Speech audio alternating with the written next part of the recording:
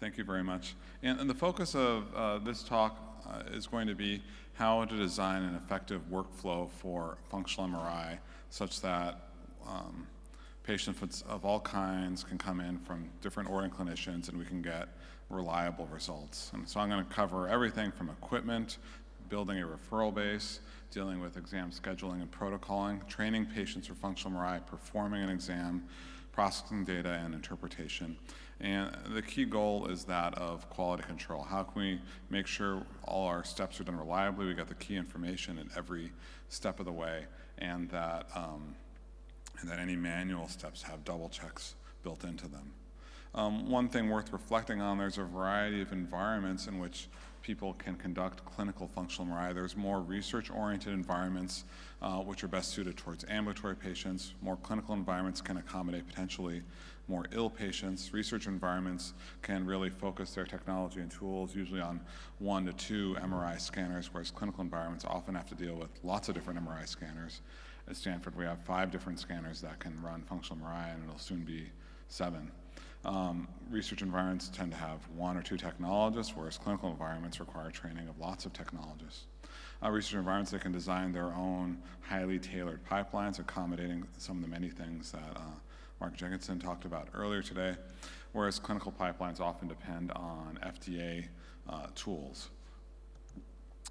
Research environments tend to have 1 or 2 people who are central for interpretation, whereas clinical environments sometimes have more than that. And again, not everything fits robustly into one or the other of these categories, and it's kind of a spectrum. Research environments are more specialized. Clinical environments, there's generally more redundancy built in. Finally, research environments, you can test novel paradigms more easily, as Susan was alluding to earlier with testing novel memory paradigms. It's a little harder to do in the clinical environment, but it's easier to integrate with things like clinical sequences and contrast in the clinical environment. With regard to equipment, obviously 3TMR is what people want to use, and the choice of head coil is really beneficial with functional MR. The higher channel count coils have better sensitivity. In terms of gradients, in terms of functional MRI, the key thing is the slew rate. The higher the slew rate, the better your EPI images, the less distortion you have. The rate limiting step is, of course, peripheral nerve stimulation, but there's new head-only magnets which don't have as much PNS and get much higher slew rates. Maximum gradient strength is actually useful primarily for DTI. So these connectome scanners have really high maximum gradient strengths. One thing that I found particularly useful is real-time functional monitoring. You can make activation maps in real time as the functional is running and get a sense, is the patient doing the task or are they having problems? Just that way you can intervene as soon as possible. One needs stimulus presentation hardware via monitor, projector, goggles, as well as paradigm software, be it MATLAB or other FDA-approved tools.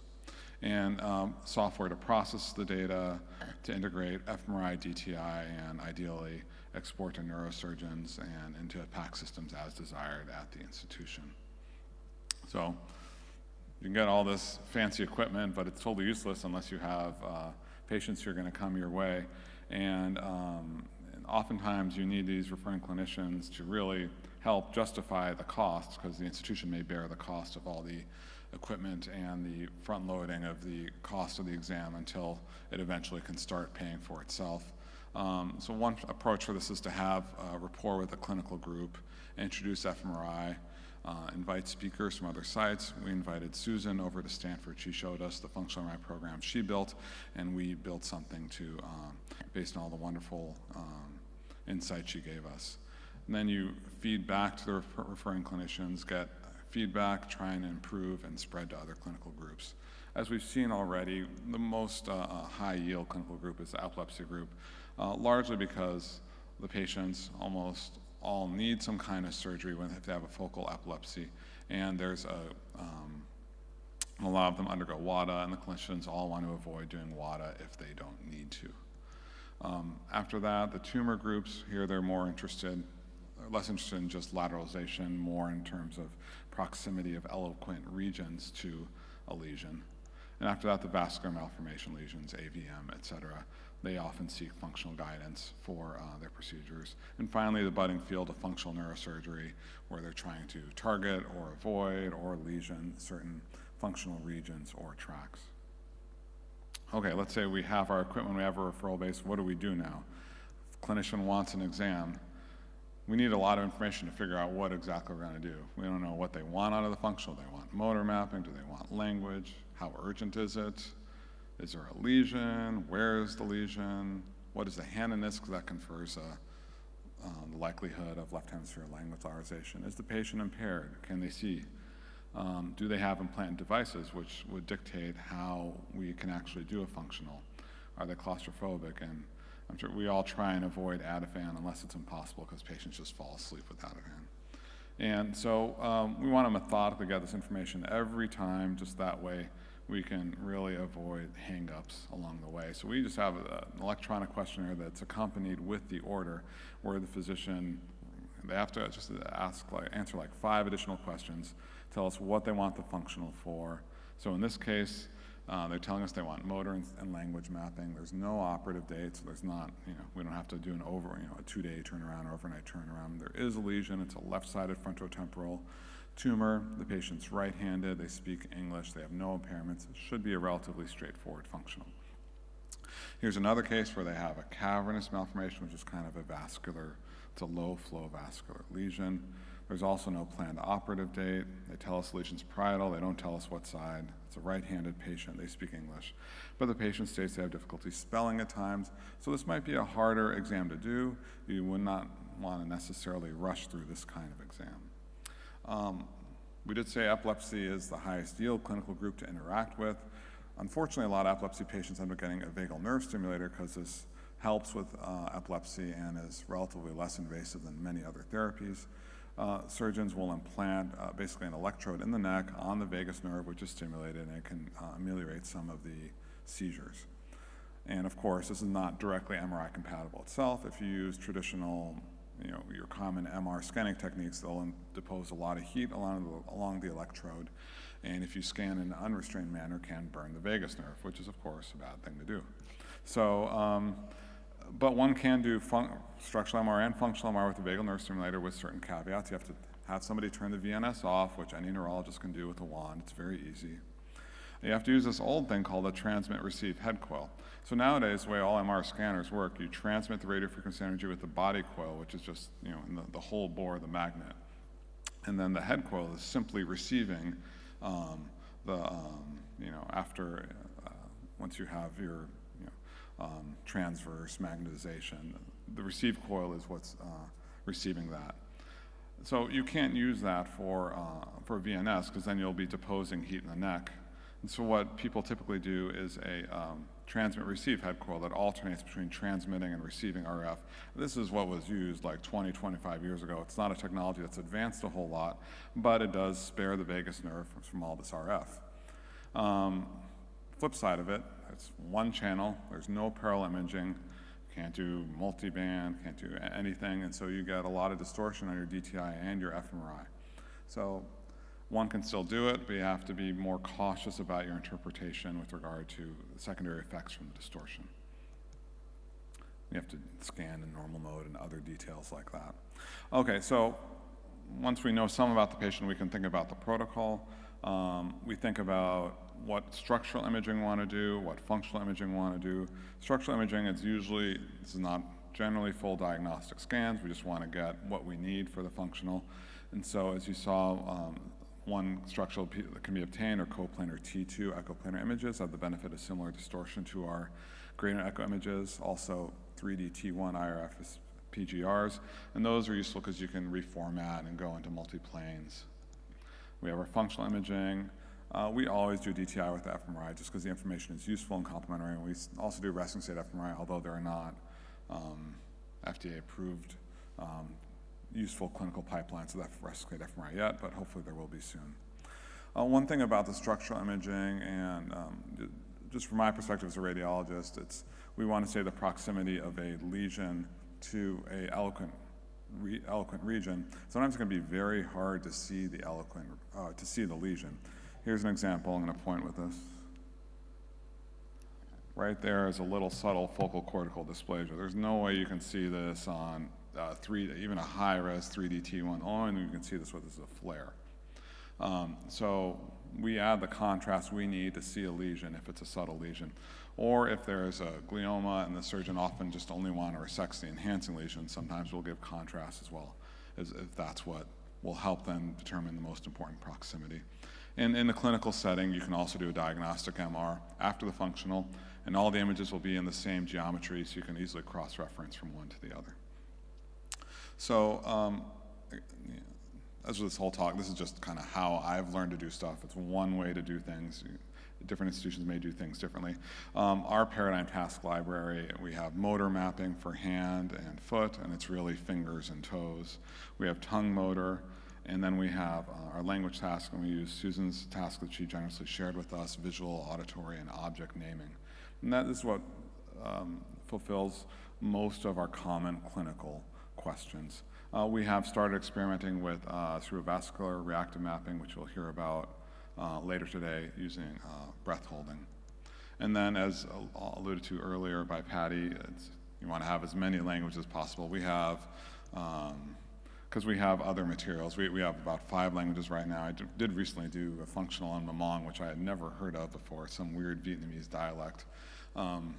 We managed to do hand motor mapping, but anyone can do object naming in any language. They're just looking at pictures. One thing also alluded to earlier is the context of the speed of the paradigm. And rapid alternating paradigm is very good for normal walkie-talkies, but if somebody has an impairment, we have a slow version of all the paradigms to make it easier for the impaired subject. So it's important to tailor the protocol to where the lesion is and what the question is, because you want to get the key information as soon as possible. And we monitor all our things in real time because our schedule is so impacted. It's actually very difficult to call a patient back in a timely manner to get a functional done. So we really try and plan it all out ahead of time. So 95, 99% of the time we get everything we need. So if you have a right motor strip AVM, you want to focus on motor mapping. You don't need language. Very unlikely needing language mapping unless the patient happens to also have something else with them. They're epileptic. Left inferior frontal glioma, there's no point in doing right hemispheric motor mapping. And if patient, although we can accommodate in clinical settings, patients with more complex conditions, you obviously don't want to do a functional right after they've been operated on or right after they've had a major hemorrhage. Time for stuff to cool off. Okay, so we have a multiple choice question coming up. It's the first one. This patient has, all my images are in radiologic format. The right hippocampus is just a little bit bright. They were concerned for MTS. So which paradigm would you choose? We could do right hand motor, we could do language, resting state DTI, we could do bilateral hands, tongue, language, resting DTI. We could do resting DTI, then go to language and motor. So let's see what people pick on their poll. Let's see. Should be unlocked. The poll should be unlocked, so maybe someone can vote. Hit that submit button.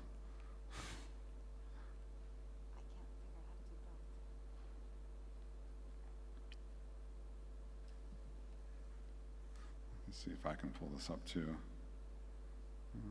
Yeah, I see it here. Everybody should be able to vote. Go vote. I can't do it. You can't vote?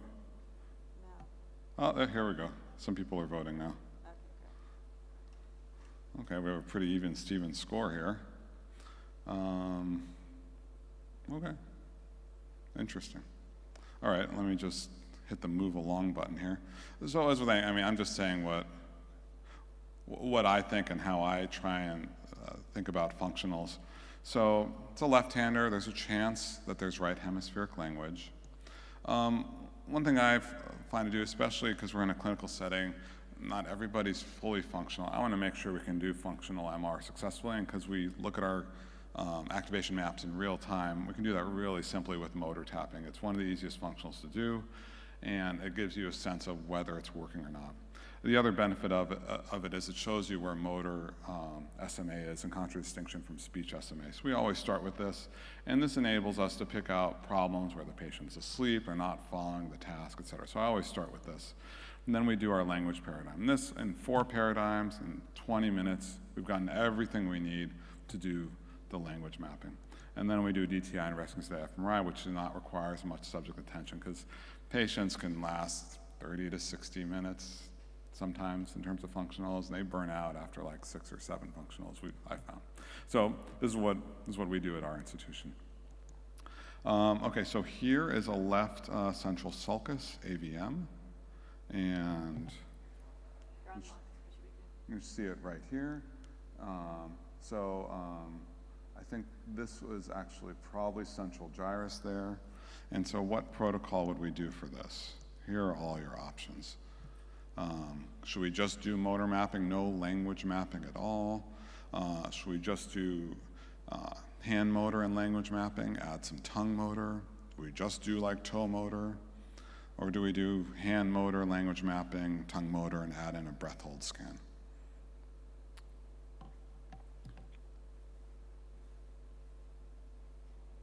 Let's see. There we go. Come on, be brave. It's okay, Gus. I know this is fairly detailed. The second and the fourth option are very similar. The fourth one just has the breath hold added on. Okay.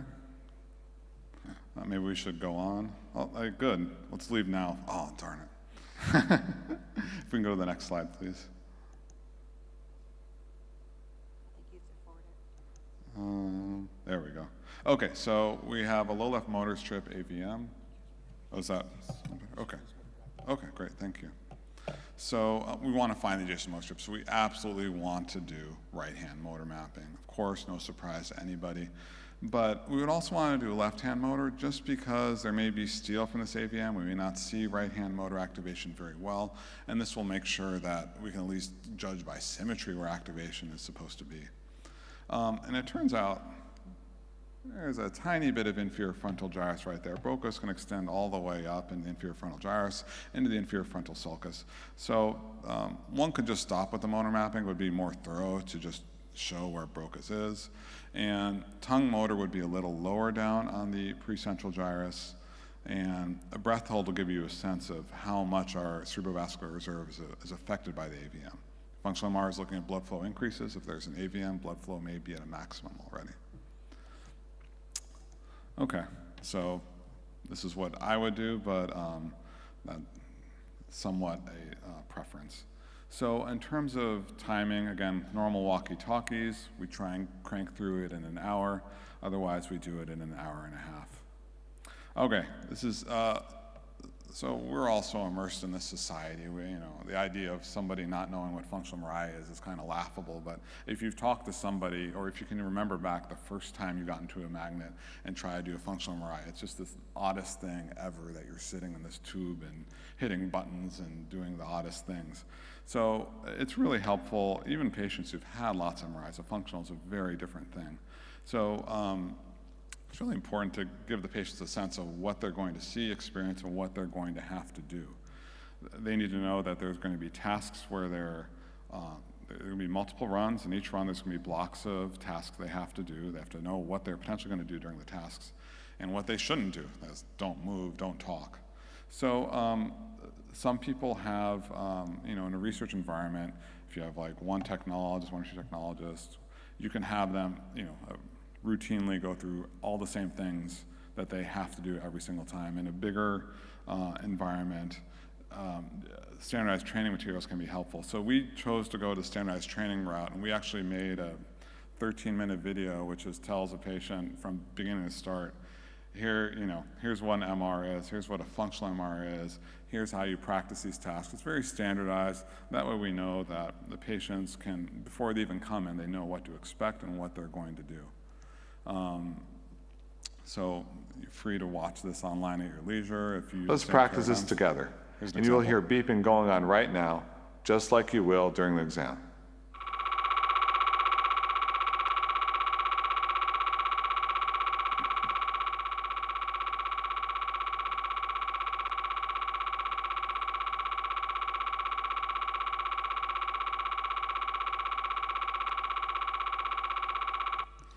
Just think in your head of the name of the object and things you would do with them. It's almost like a kung fu video here. A little tiny desynchronized. So this way patients can get practiced at what they're going to have to do in the magnet itself. And that way they can come with some idea what they're doing. Okay, finally we've done all this. Patient's here for the exam. We have an abridged version of the video we have them watch just to refresh their memory in case they watched it a while previously. The technologist will interact with the patient. We have one of our neuroradiology fellows, or it can be a neuropsychologist, depending on your site, administer a neuropsych exam, just get a sense what the patient is capable of, and ideally you want to do this in the language that the patient speaks most natively. And then we figure out, okay, this patient can handle a 1-hour exam, or we're going to have to run things at the slow testing speed. So we just have a very basic neuropsych evaluation, determine their handedness, their primary language, and just at a most basic level, can they follow commands? Can they process somewhat complex phrases? Can they name? Can they repeat? Can they understand syntactical issues? And can they read? And so this gives us a pretty clear sense of if someone is normal, has minimal impairments, or has significant impairments. People who have impairments, we run the slow version of the paradigms. Sometimes people can't read for whatever reason. You obviously don't do a reading task. We had a patient once who had a craniopharyngioma, and that hit their optic chiasm, and so the left visual field was completely out. So we knew about this ahead of time, and they told us when we did the exam that if they turn their head to the side, they can see the screen. So they did the whole exam, turned their head to the side, and it worked out fine.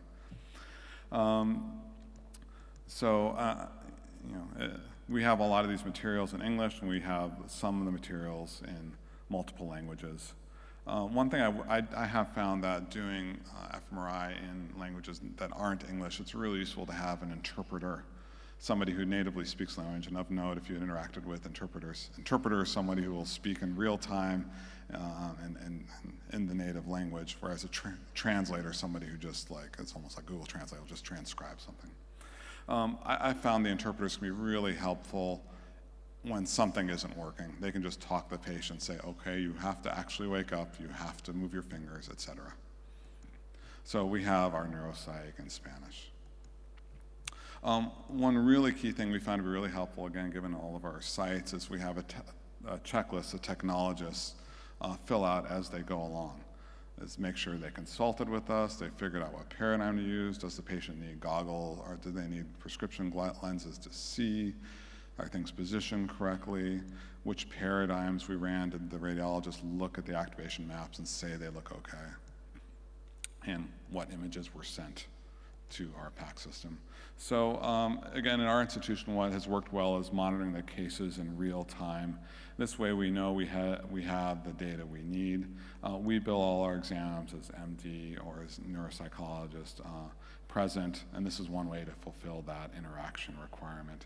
So here's an example of a real-time activation map where you can scroll through, you can adjust your threshold in real time. And this is actually where the physician picks the threshold that is used to make the map. And everybody knows kind of our basic regions where to look at for activation to make sure that the subjects are actually engaging in the task. And now we're going to have another little fun, I kind of like doing this of, okay, here's the functional, what are the tasks that are involved? So A, B, C, D, is it left hand, right hand, tongue motor, toe motor? Here's all of our options. I'll just forward to the question slide, and I think you should see it there.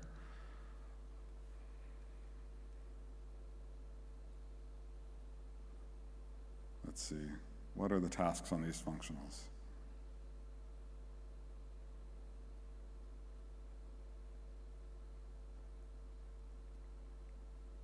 I don't think they have the picture.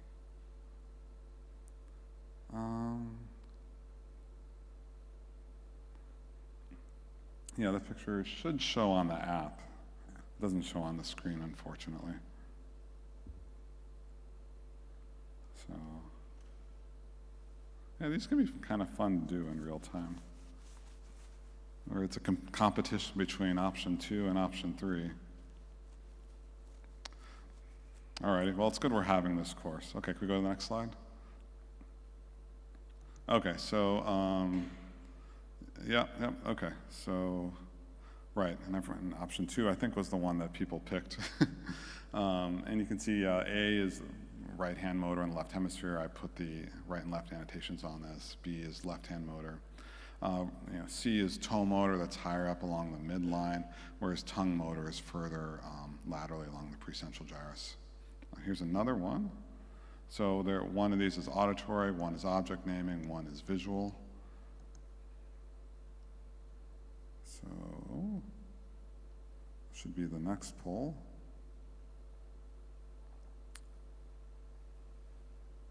These are all naming tasks.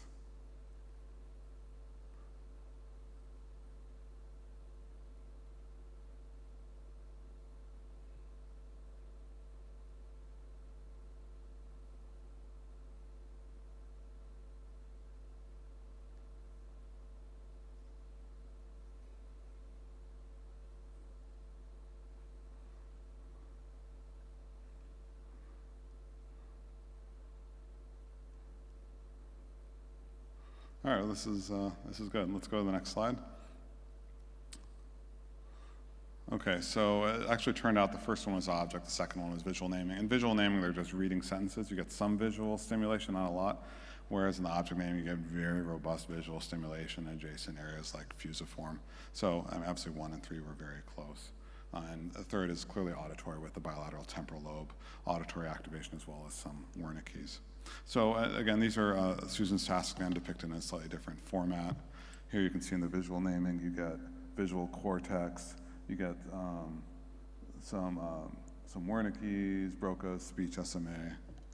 Object naming, you get really robust visual activation as well as basal temporal language area, as well as some Broca's. And auditory naming, obviously a lot of auditory cortex. So we've seen this already. How do we know a run is bad?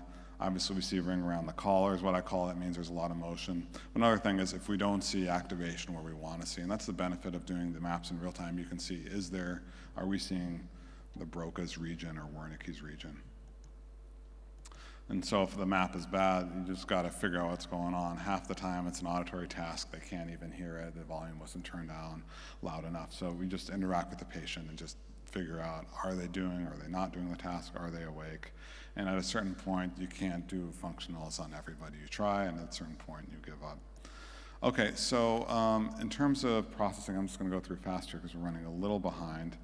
The bottom line is that whoever does the processing has to have a clear pipeline they follow. At our institution, we have a 3D lab, and we design a pipeline they follow to do all the reconstructions using FDA-approved software. And they make maps which are useful for us. For every run, they plot the amount of motion there is in the run across the tasks. This way we can get a sense of, is there stimulus-correlated motion? They also display the co-registration between the functionals and the structurals, so we have an idea of how good the registration is, as well as areas like the temporal lobes where we clearly have signal loss. And then we send basically everything to PACS except the raw functional data, which is just oodles and oodles of images nobody ever needs except for backup purposes. In terms of interpretation, we integrate everything together that's been done so far, the info we have on the patient, what was done, the anatomic images, our quality control, and finally the functional, and we integrate it together. So first thing we do is we look at our technologist checklist. Here we can see the patient was right-handed. They did everything perfectly. Here's a different patient, and here you can see that they had a lot of problems on different parts of the neuropsychological exam, and this one will have to be a lot more careful in our interpretation. The data quality may not be as good. This one is very useful. Here we can know, here are all the tasks that were run, so we know to go through our images and make sure we have each and every one of those. One useful, as you go into image interpretation, it's useful to think about image landmarks. The central sulcus is, of course, a key landmark. There are two signs I use to find the central sulcus. One is that on high-resolution T1 weighted structural images, the cortex is thicker along the anterior compared to the posterior aspect because motor cortex is thicker than sensory cortex. And also along the central sulcus, there's more myelin, there's less gray-white contrast than in other regions of the cortex. We've actually validated this sign, and these two together work very well 99% of the time within a second. Especially if you're getting images that have any diagnostic image quality, and if you have a 3D T1, you might see change on a study compared to a prior. Here's an example of a GBM in the 3 weeks between the diagnostic and the functional, it grew. And so that's important and relevant information to communicate. Here's a case where our functional was just a higher quality study. The structural images is part of the functional higher quality study, and we actually spotted some periventricular heterotopia that was not clearly seen on the structural images. So we want to look at our quality control. Here's an example of registration that's less than perfect, still reasonable, but it could be a little better. If all we're doing language lateralizations is adequate, if we're also mapping locations with respect to eloquent regions, we don't either want to comment on this registration uncertainty or have the 3D lab make the image registration better. Here's an example of motion that's really minimal, but as you can see, boop, boop, boop. Every time there's a task block, they're moving. So there's some stimulus correlated motion, which could cause some artifact images. So we assess this run by run. And it's always good to look at the raw data just so we know where we do and don't have signal. So I'm just going to show some example cases really quickly. Here's that one case with the right hippocampal edema. Here's motor mapping. Again, we're in radiologic format. Move it this way, actually, where you can see primary motor, sensory, premotor, SMA. On the left side and on the right side, we see everything except the sensory mapping, which is what we expect. Here we have visual naming. Here we have auditory naming. We see basal temporal language area co-localizing nicely between both tasks. We can see temporal Wernicke's co-localizing nicely. A little bit of inferior Broca's that localizes really nicely between these two tasks, as well as more supramarginal gyrus Wernicke's. We see anterior insula, which is probably part of the Sanitz network, not particularly useful in language lateralization. And finally, the inferior parietal gyrus is enormous. You can see this beautiful left side of Broca's activation. And finally, you can see speech supplementary motor area here, which is anterior to the motor SMA. And all this clearly lateralizing to left hemispheric language. This is another patient who had activation, or had a mass along the left parietal lobe here in the region of the superior parietal lobule, right along the intraparietal sulcus. Here you can see this activation image. Here you see this activation. Here you can see this enhancing lesion. So the question is, what function might be disrupted if you were in the resection to lesion this region of activation?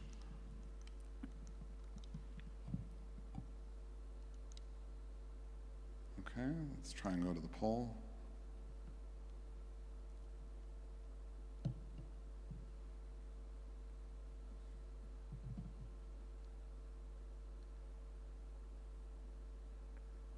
I didn't tell you the answer, so you can just have to either know this or guess.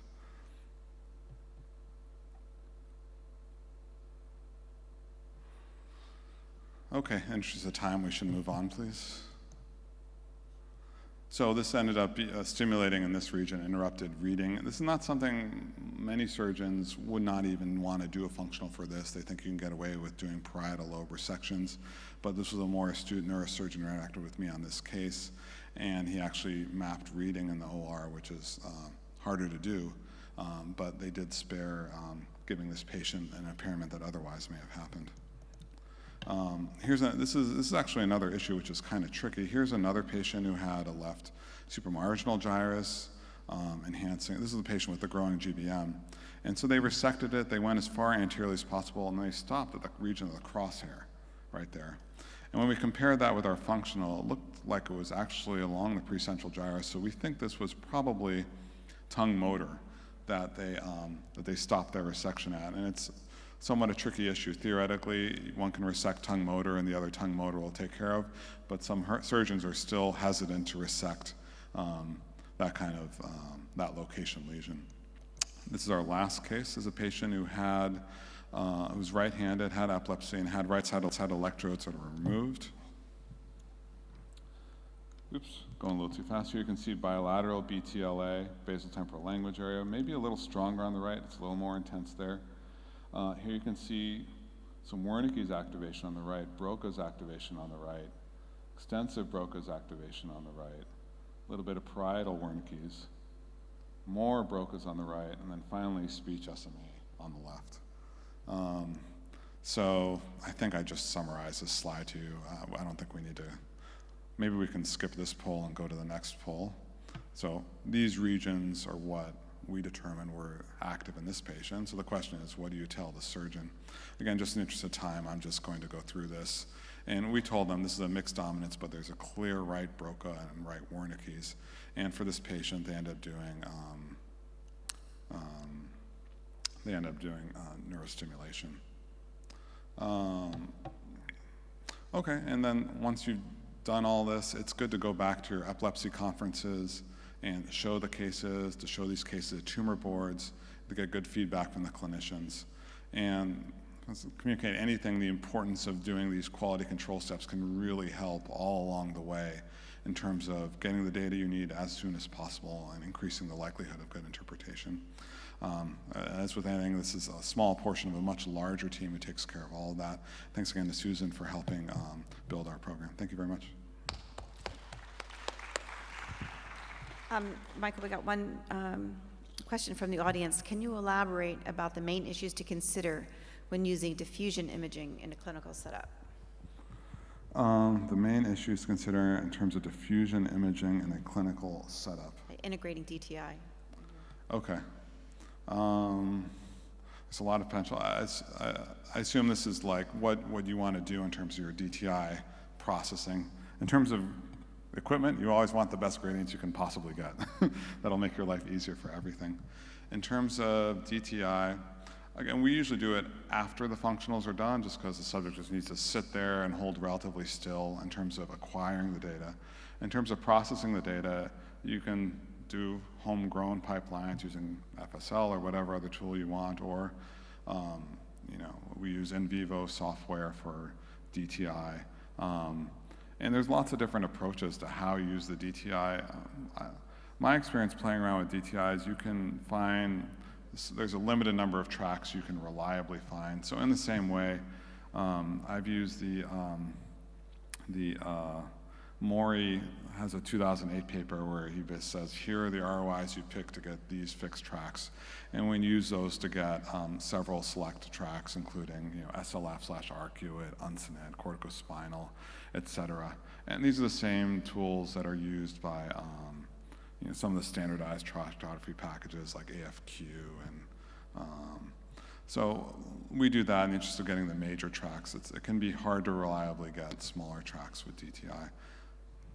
Another quick question. How do you choose thresholds such that you get interpretable activation maps for different tasks? Right, so we are at the scanner in real time, and we just look at the individual tasks themselves, and we adjust the threshold as we're looking at the scan, at the completion of the scan, so that we can see, okay, are we seeing, okay, this is, say, a visual naming task. Are we seeing some Broca's and Wernicke's? And so we just adjust the threshold to that effect. We're doing just single analyses, not conjunction, so we just never go below a z-score of 2. So 2 is our floor, and we'll raise it higher, just so the images in some patients, it's a washout if you choose that low a z-score, depending on the task. Okay, we'll have to stop and go on to Andreas. Thank you very much, Michael. And now I'm happy to introduce Dr. Andreas Bartsch from Heidelberg, and he'll be talking about reporting on clinical fMRI exams.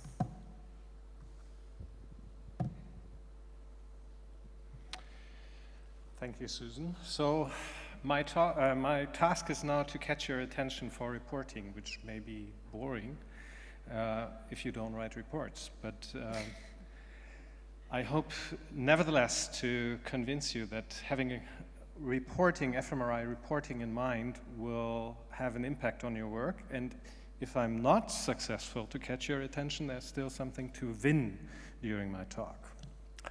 So I will talk about why is structured reporting important and why should you care.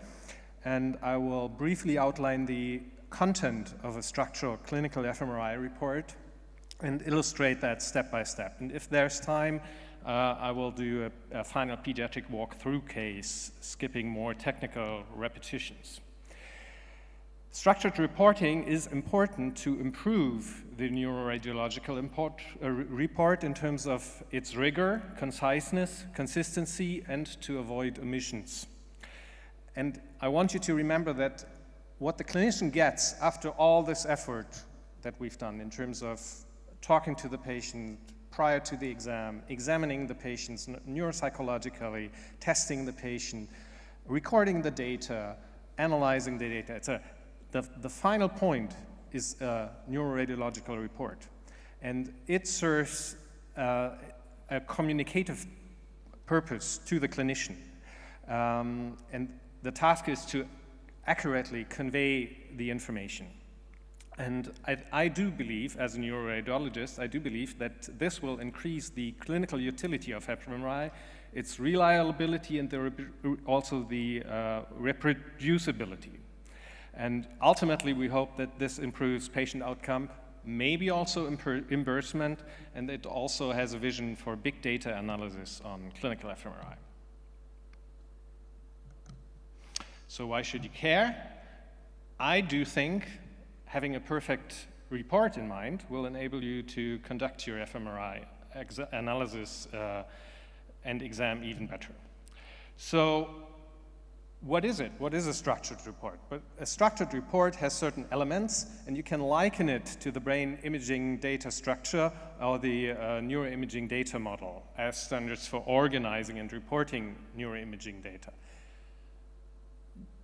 Saying that a neuroradiological report will all be less structured or less standardized, so it's not in the sense of being fully automated or point-click, synoptic, what some people call synoptic reporting. So your report should contain some points, but the way you handle this may be still up to your choice, and in the end, I do think that a good neuroradiological report is a piece of art. There do exist some free templates on reporting in general, like on the RSNA template library, and some hints on what could go into a report from the ASFNR, the ACR, and also in terms of the paradigms used by ASFNR. So this is what I think a good a structured neuroradiological fMRI report should contain. The thing to start with is the indication. So you need to specify whether this fMRI is performed prior to a lesion surgery, to an epilepsy surgery, to a functional surgery, meaning like cochlear implantation, or prior to revascularization, which I will cover in more detail in my talk on cerebral vascular reactivity mapping. The patient history and the condition is very important. Handedness, neuropsychological and neurological impairments, and also the comparison with previous imaging. Then if there is a lesion, you should describe the lesion location and you should describe the signal behavior of the lesion. Then you should explain what paradigm have you chosen to record the data. Why did you choose this? Was this active or passive? And whether you performed some training. You should also mention the technique of the MRI data acquisition, the pre and post processing, and the analysis and the quality assurance. And then at almost the very end, you should report your findings and observations like activation patterns, lateralization, the spatial extent and the relation of activations and the relation to other structures of interest, displacements, and you should use very short declarative sentences here.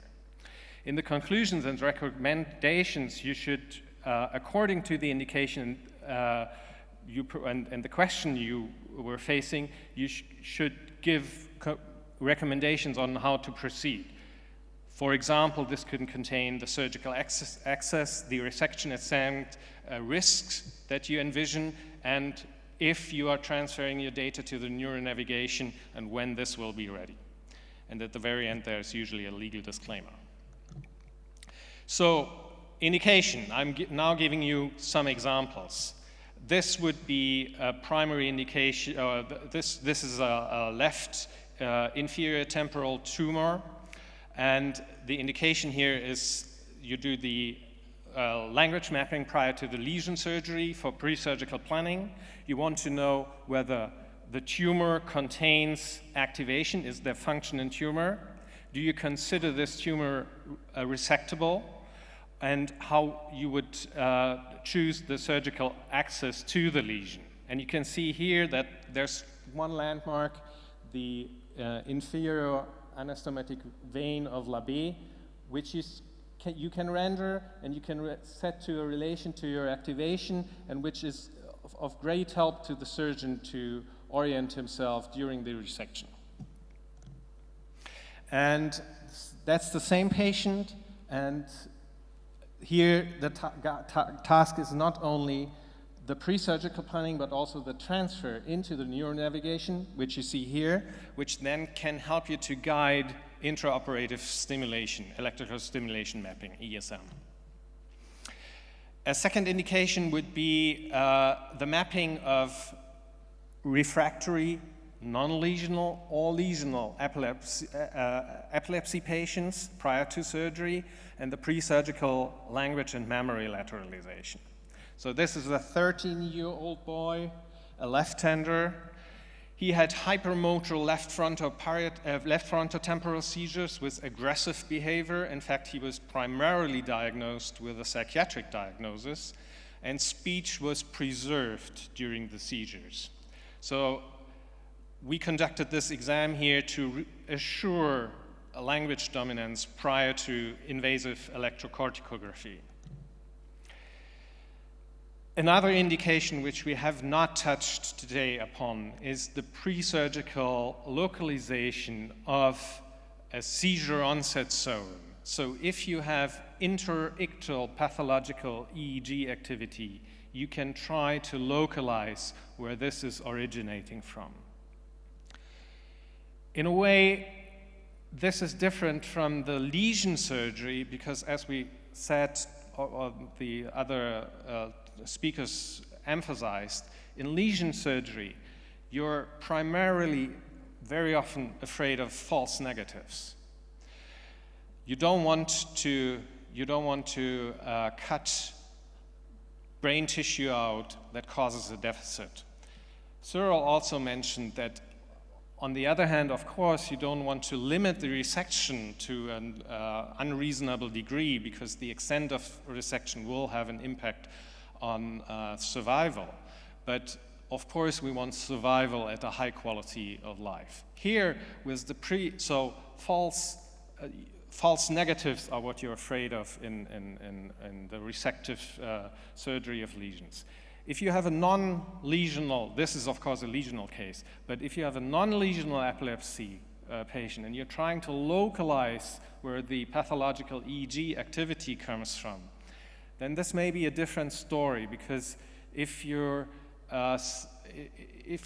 not punishing false positives, you will see a lot of brain regions lighting up. And then the patient in the end, if you consider this a true finding, then the patient in the end is not a candidate for the surgery anymore, because B hemispheric foci are usually not operated on. So, and then there's another finding where also you may be inclined to enforce a low rate of false positives. That is the cochlear, the implantation of a cochlear implant. So if you do fMRI to confirm the eligibility of a patient to cochlear or auditory brainstem or midbrain implantation, you want to reduce false positive detections. This is a case where we performed, and essentially there are two ways how you can do this. People can be virtually deaf, but still show auditory responses to very loud stimuli. So you can do fMRI audiometry in the scanner. And the other thing is you can do a promontory testing. What is a promontory testing? In promontory testing, you take a wire and put it into your ear, either by perforating the tympanic membrane or by leaving it intact. And then you apply a current onto it. And that, in deaf people, that results in a hearing sensation. The first person who actually did this was Alessandro Volta. He invented the battery, and the first thing he apparently did, he took the wire and put it in his ear. And he said, wow, I'm hearing something. So he would probably have been a good candidate for a cochlear implant. So cochlear implant. Now, I don't know how someone would have to click on the audio. I can't click with this. I have audio files. Can you click on the audio? I have no mouse, I only have this here. He's working on it. Can you click on the, hello? Can you click on it, on the,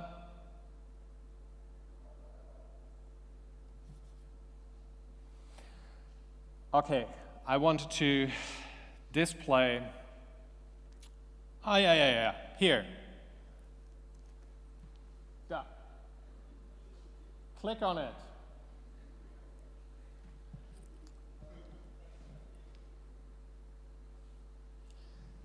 Forget about it. So I want to show you that by using either active noise cancellation or omitting readouts from the EP readout train, you can induce a noise fluctuation during EPI scanning, which can be used for fMRI audiometry. This is the omission of the readout, normal readout. So this is what we can do to activate the auditory system. Of course, when you do permanent EPI scanning, you're also activating the auditory system, but it's at a constant level, so you can't detect the signal fluctuations. Another indication would be the cerebrovascular reactivity mapping. This is a patient with left stenosis of the left arteria cerebelli media. And the question here would be, does this patient require and will likely benefit from a extracranial to intracranial bypass surgery? Another indication. And then prior to lesion surgery, some people advocate to use CVRM to establish if electrical stimulation mapping is a must, because if there is a reduced cerebrovascular reactivity, like in this lesion, then you can expect any other bolt mapping, or at least that is logic, to be false negative, right? So patient history and data. So comparison with other imaging modalities and previous exams is necessary. So this is the same patient like this one. Left supramarginal tumor, or space-occupying lesion. And in the spectroscopy, the lesion doesn't really look like a tumor. The choline, which is this peak here at around 3.2 ppm, is slightly elevated compared to creatine, but it's certainly not a very malignant lesion. So, in fact, I originally felt that this is a focal cortical dysplasia without a transmental sign. But then, radiology is chronology. The lesion was growing. So this couldn't be true. It's a slight grow, but you can tell here by the upper images that this lesion was getting between May 2015 and September 2017, it was getting a little bigger. So other imaging data are important. And clinical data here, handedness. Of course, you have two clinical issues that are of paramount importance. That first is that this patient is a left-hander. Second is the speech was preserved during seizures, right? And some people would probably not even consider fMRI because they would consider this clinical information so strong that you can even question if fMRI can add anything on it. And this is what I want you to remember. Even though we are doing imaging and we are very, fond of generating images, but we treat patients, not images. And this patient gets presented something that I have written, and I ask her to read it. Can you make it louder? Dampfverteilerlaterne So it's a one word, one Jetzt single schreiben Sie word. das She bitte mal chops it da up. runter. And now I ask her, so she can't really read it. I ask her to write it down.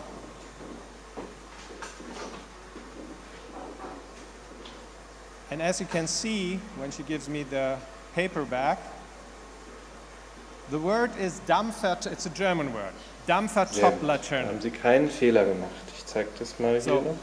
she writes it perfectly, but she can't read it.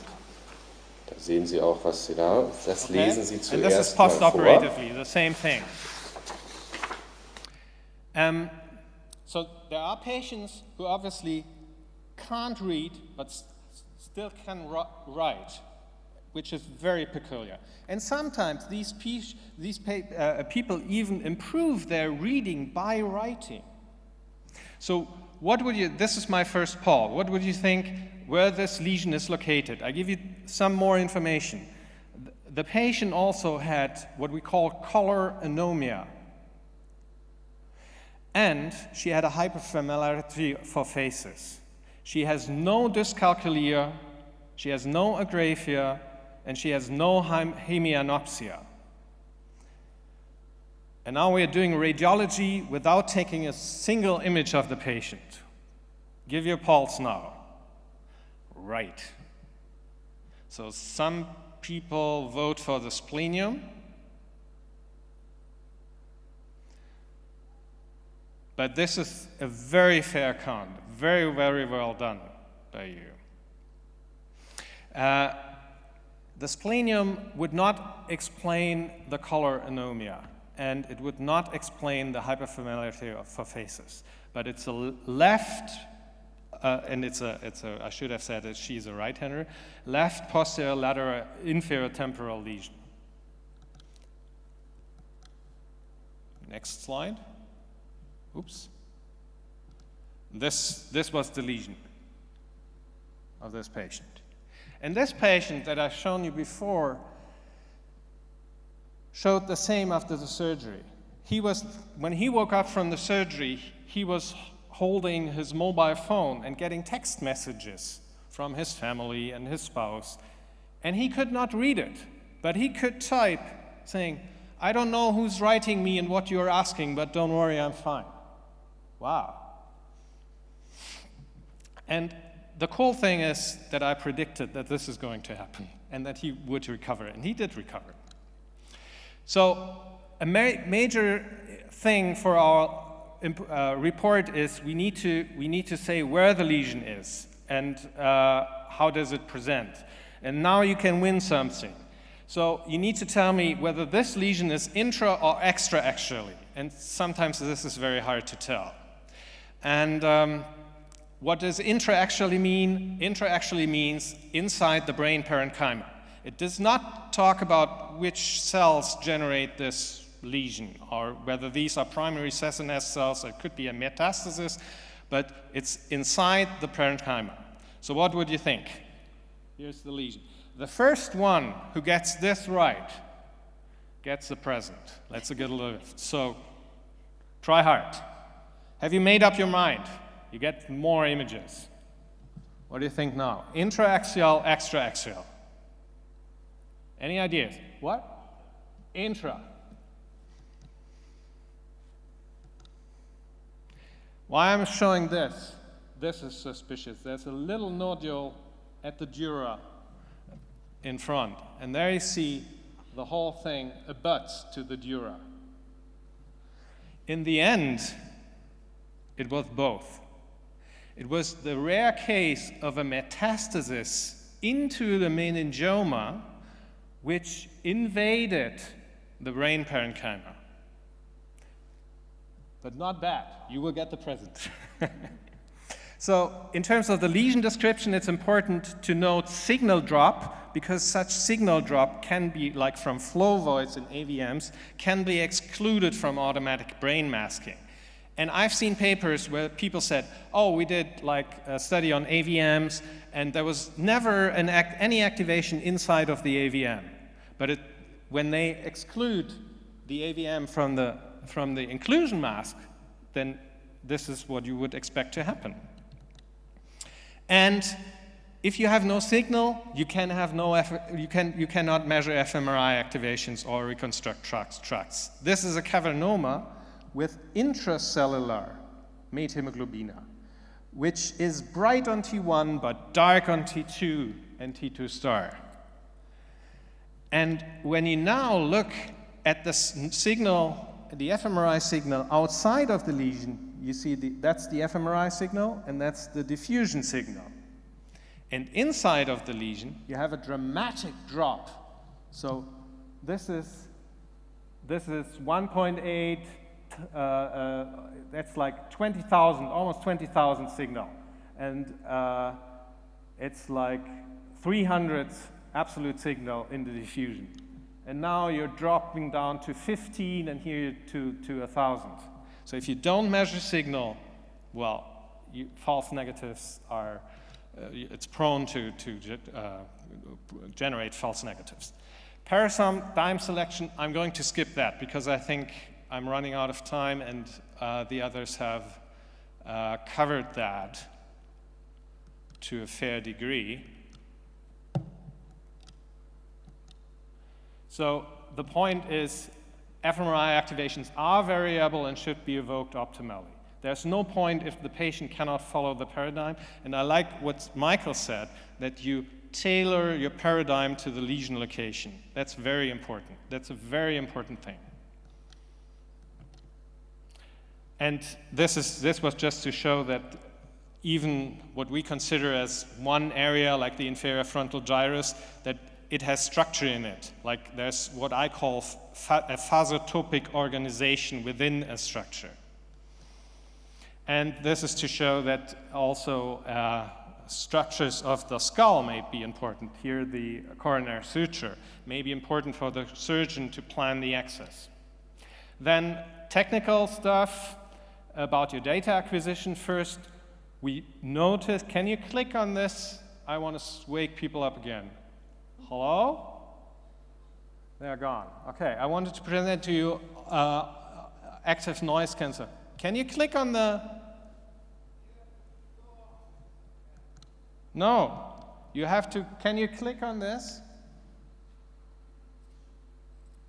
I know how to forward my slides. Here.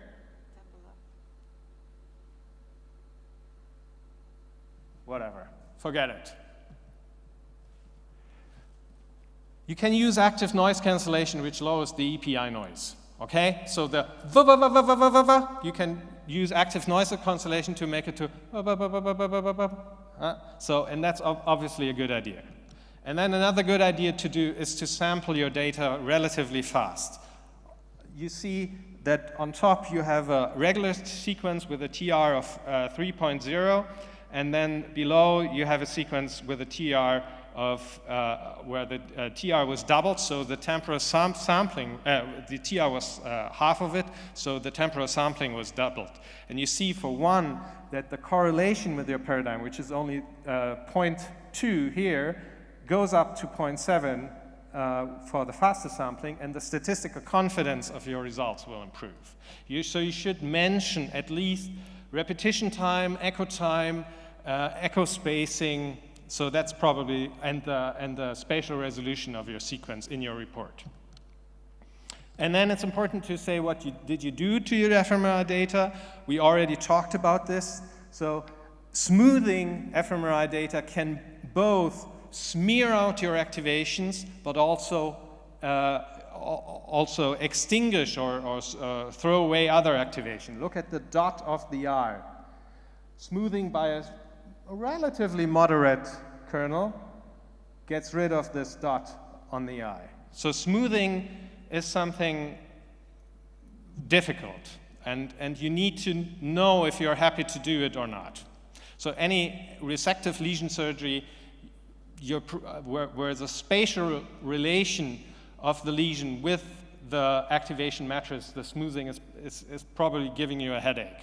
Distortion corrections, this is a patient with a reservoir, and you see this is not functional EPI, but diffusion EPI, which is essentially the same aside from the fact that the diffusion EPI usually uses spin echo EPI, which does not suffer from the additional signal loss, but only the distortions. But the distortions can shift your activations by easily 3 centimeters in patients with such catheter material. And here, functional to structural misalignment. Here you would be wondering, is this intratumoral activation? Can you operate on this patient? But it was not, it was just Z shift, what the inferior superior shift that Mark Jenkinson was mentioning. Data analysis, briefly, your results, aside from the sorting, your results can vary greatly. These maps were both generated by Gaussian gamma mixture modeling and thresholding at a true positive probability of 50%. On the left, you see the results, the Z statistical map from the GLM was thresholded, and on the right from the ICA. So that really shows you that you need to select the most proper data analysis for your purpose. A good neuroradiology report takes courage, and the courage to be potentially wrong. So here, conclusions will depend on your analysis and the statistics. This was a 5-year-old boy, where the question was if this lesion, which was a focal cortical dysplasia, you see the transmental sign here, the bright T2 bright signal going to the ventricle. So the question here was, is this lesion active? And if you would do a regular GLM analysis protected against false positives, so your false positives rate is less or equal than 5%, you would say, okay, I could probably cut out most of this lesion. But doing mixture modeling or ICA-based analysis, you see that this lesion was active, and you should not, the resection is not feasible. In this case, resection was feasible and performed because there were no intratumoral activations. This was all feigned by Z-shift. And fMRI can't tell which, and that's very important, it can't tell which blobs are dispensable or indispensable, but you can validate this by ESM. So if you transfer your results into the neuronavigation and you tell the neurosurgeon, this is the region where you want to do the electrical stimulation, then this can be the impact your fMRI exam has on the final outcome and on performing the surgery. Here, the conclusion was, this was the 13-year-old boy, and the task, the fMRI task, was description-cued word generation. So what does King have on his head? A chrome. And when you perform ICA, you get 2 components. One component which is strong lateralized, and one component which is not very strong lateralized. And the strong lateralized component, if you look at the activation probabilities, it matches extremely well with the surface projections of the connective probabilities of the arcuate fasciculus. And that's why this case was felt to be right brain lateralized for expressive speech.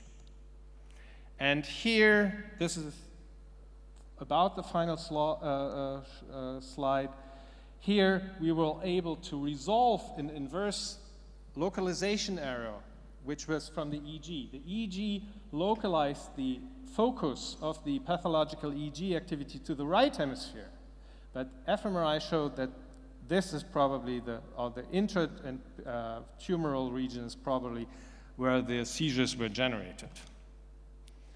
And one poll for you. So this is a 20-year-old lady, and the indication was, question is this lady a good candidate for cochlear implantation? She had a motor vehicle accident on Christmas Eve, and due to diffuse axonal shearing injuries, she was deaf. What we did first is we did the fMRI audiometry, and we only saw activations in the right hemisphere. So this is radiological convention.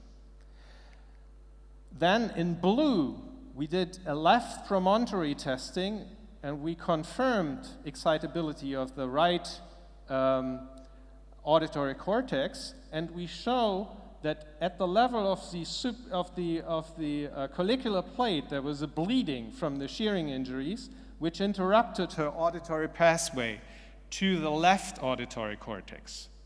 So the question for you now is, A, can she benefit from a cochlear implant? And B, what ear should be implanted? So could you vote? Excellent.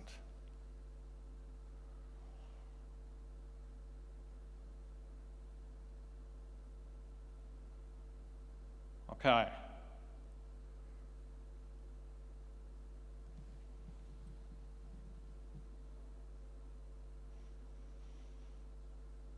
That's it. Most people say right ear should have the cochlear implant.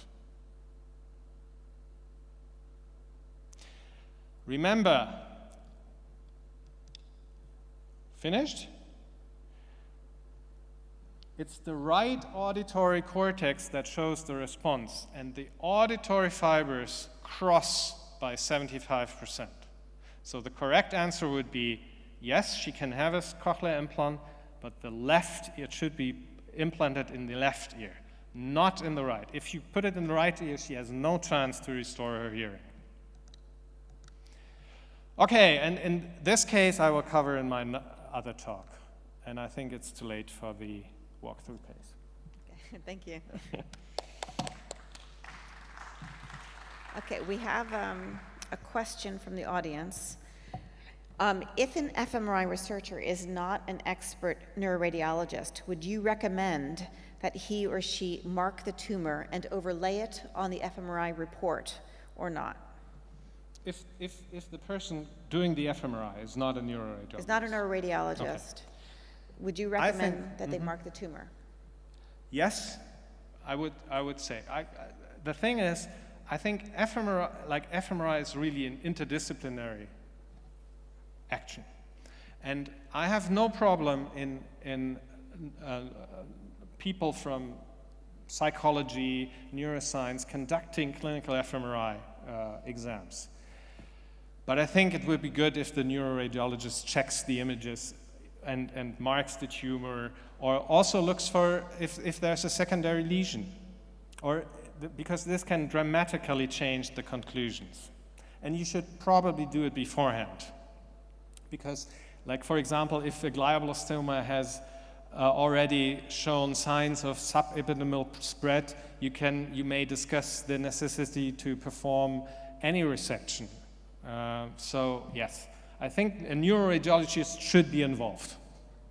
Thank you. Thanks very much. Okay. And we're going to welcome Dr. Natalie Voets from Oxford. And Natalie is going to take this work into the operating room now. So she'll be talking about intraoperative electrocorticography. Great, thank you. So that's exactly, let's see if I can get my slides moving. That's exactly what I'll talk about. And I have a couple of polls in here. We'll see how the time comes along for that.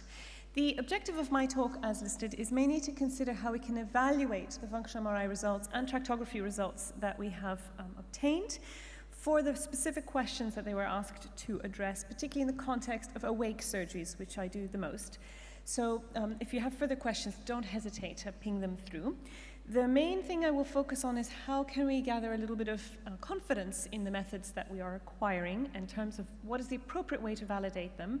And I really want to build a case that the things that we should be focusing on is predicting behavioral outcome after surgery rather than how well the two different types of techniques might agree. So it bears reminding then what the current indicated applications look like, which mainly based on the American College of Radiology include predicting risks of surgery to function. And for example, in the illustration that I show, that might be in the context of a left inferior frontal tumor, how close language functions might be, to determine the relationship between that eloquent cortex and the intended surgical margins. So here, obviously, the anterior and maybe some superior parts of that brain tissue might be at risk. to help the surgeon plan accordingly what would be the best approach to it. And they also do list, let's say we did longitudinal imaging or you had a drug intervention or something like that, to monitor treatment effects over time. That's fine. What does that translate to if you're the surgeon? If you're the surgeon, then predicting risks really means potentially making a decision about whether you can even do surgery, which means that your fMRI results may make some patients ineligible to undergo it, which means you might want to be a little bit certain about it. If they are going to have surgery, it might help the surgeon decide how he should do that. Should it be, can he get away with just doing it asleep like he would probably prefer, or should it really be awake in order to minimize the risks? And furthermore, if it does have to be awake, that's definitely not without risks of its own, and therefore perhaps it's possible to narrow down where he should focus his stimulation if he knows where likely activation and tracts will be. So the objective really of all of this is to achieve the best possible surgery for epilepsy, oncology, AVMs, whatever, with the fewest possible side effects, performance-based. But what really is the evidence? So let's have a little look at that. I have a poll. Let's see what people think. The best predictor of post-surgical performance outcomes is the patient's preoperative performance. Or is it a combination of some of our imaging measures we're discussing? Perhaps the WADA test, perhaps intraoperative neurophysiology, intraoperative electrocortical stimulation mapping, or perhaps people have some other choice that they would like to make. Let's see what people say if that works.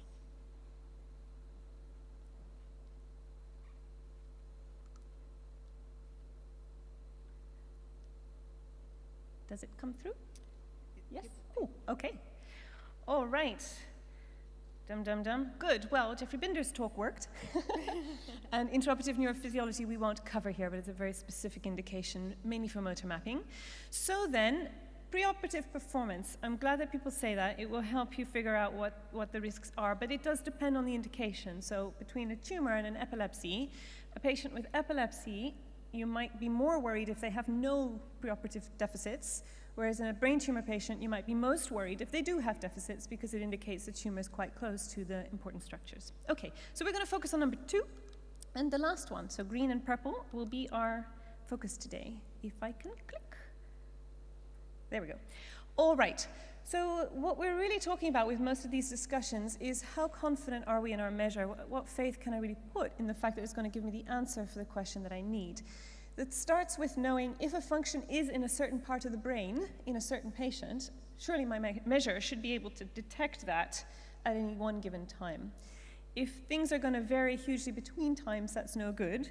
The good news is for fMRI in general, the variance is much larger between than within individuals, but it is worth stating that the minority of fMRI exams in the literature, when it is reported, which is not often, but when it is reported, the majority of fMRI succeeds, and somewhere between 0 and 26% of exams are reported to fail due to excess head motion, which is why it's useful to monitor it if you can during the session. Sometimes claustrophobia, but we usually figure that out in advance. And importantly, the ability of the patient to begin with, to perform the task. There are workarounds to that as well. When it comes to reproducibility of language, well, it really depends on the task. More complex tasks tend to vary a lot more than visual-motor tasks, mainly because also there's variation in the other control condition that you're doing. And visual tasks appear to be more reproducible than auditory. In patients, it will not surprise you that that's pretty much the similar kind of effect, and the reproducibility depends on which task you've chosen, how hard that is, the analysis, we've had lots of discussion about that, and importantly also the scan interval. Now, I just want to make a small point that people usually talk about the reproducibility being poor, but in electrocortical stimulation mapping, reproducible is meant to be 3 times 3 trials. So if we consider that, if you do your task twice, you've already met that criterion. The illustration that I show you here is a study by Wilson et al. On healthy volunteers that just show one healthy volunteer scanned 4 times, approximately 2 weeks apart. And the thing to pay attention to is the red blobs, which, as you can see for this particular task, sentence completion, do vary somewhat importantly, particularly in the left frontal cortex. So that variability is natural but worth bearing in mind. And therefore, the question really comes down to the sensitivity and the faith we have in our measure for the specific question that is intended to ask. So it is true, of course, that if you really need to have specificity and the direct answer, that bit of tissue does this, then electrocortical stimulation mapping and transcranial magnetic stimulation are the more direct ways to assess function and disrupt that, but they're limited to very small portions of exposed brain, or with TMS, just what's under the coil. fMRI and DTI are really the only methods available to look at the brain as a network, to measure the whole thing at high resolution at once. And of course, we're not talking of one isolated neuron on itself, by itself. But we don't have any objective measures. I think that's one thing that's become quite clear out of this, is that everybody does things in a certain way. However, we do consistently recommend the same things. So look and eyeball your data, and you get confidence if there is not too much evidence for major artifacts, if the activation appears to follow the time course of what the task was that they're asked to do, and certain parameters like head motion, in this case less than 1 millimeter. So this pattern would be reasonably confidently interpreted as a left dominant pattern for a covert speech task in this case. The way to look alternatively at whether the speech is indeed in the left or on the right is the WADA test, as has been discussed a little bit earlier. I won't go into too much detail about that, but the correspondence in general for language tasks against fMRI tends to be reasonably high. WADA itself is not immune to false negative findings, and also the test retest, should you have to do it, it is an invasive test, is not super high. And the most important point really is what Dr. Binder highlighted this morning, is that the added value that it gives you for predicting post-operative declines in verbal memory, at least if you're doing it like 99% of the time, rather than Susan's selective approach, is not that high. So the WADA doesn't tell you that much about post-operative risks.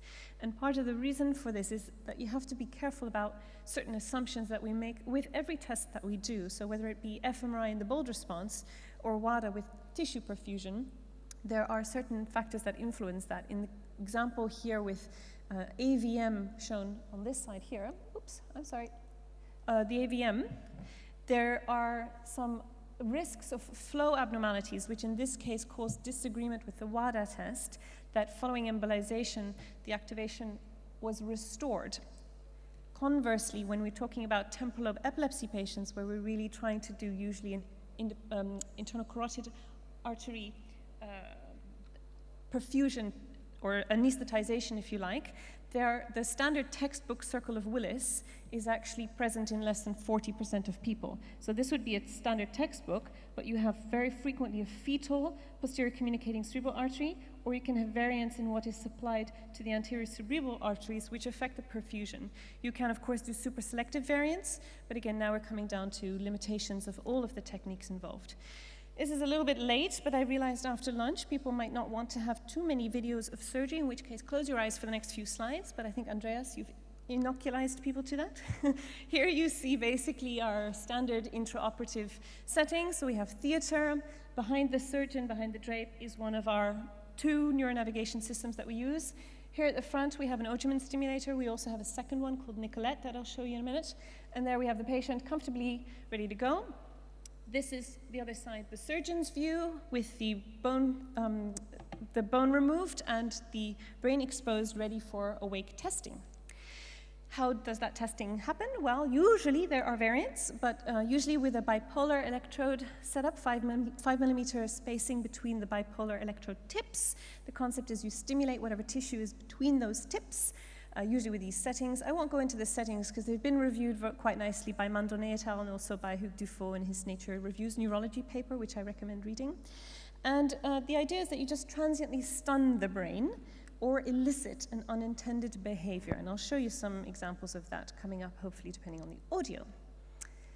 Now, in a simple setting, we may, for example, ask a participant to just perform a routine or a standard movement. For example, I'm going to show you hand movement, open and close, maybe. Do I need to click on those videos, or they should work?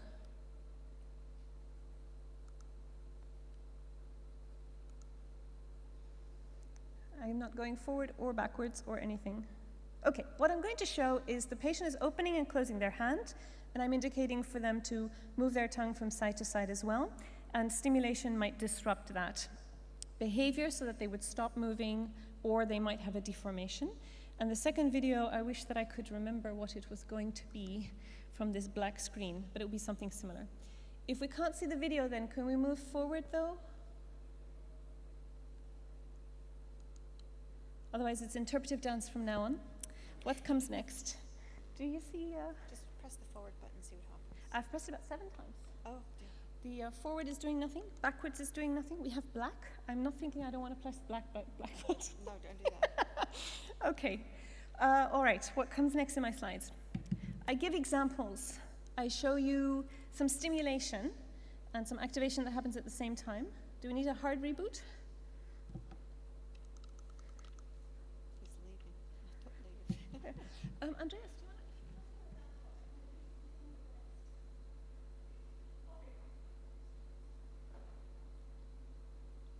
We don't have the laptop set up right now. That's fine. I won't show it. I'll just at least continue with what we're talking about. What I'll do is I'll continue with the conversation. All right. So in the next slide after this, once we do or do not see the video and or restart completely. Men press buttons better than women do, Andreas. Excellent. So at least now you see, I'm indicating, and then we have a next one. How did you do the next one?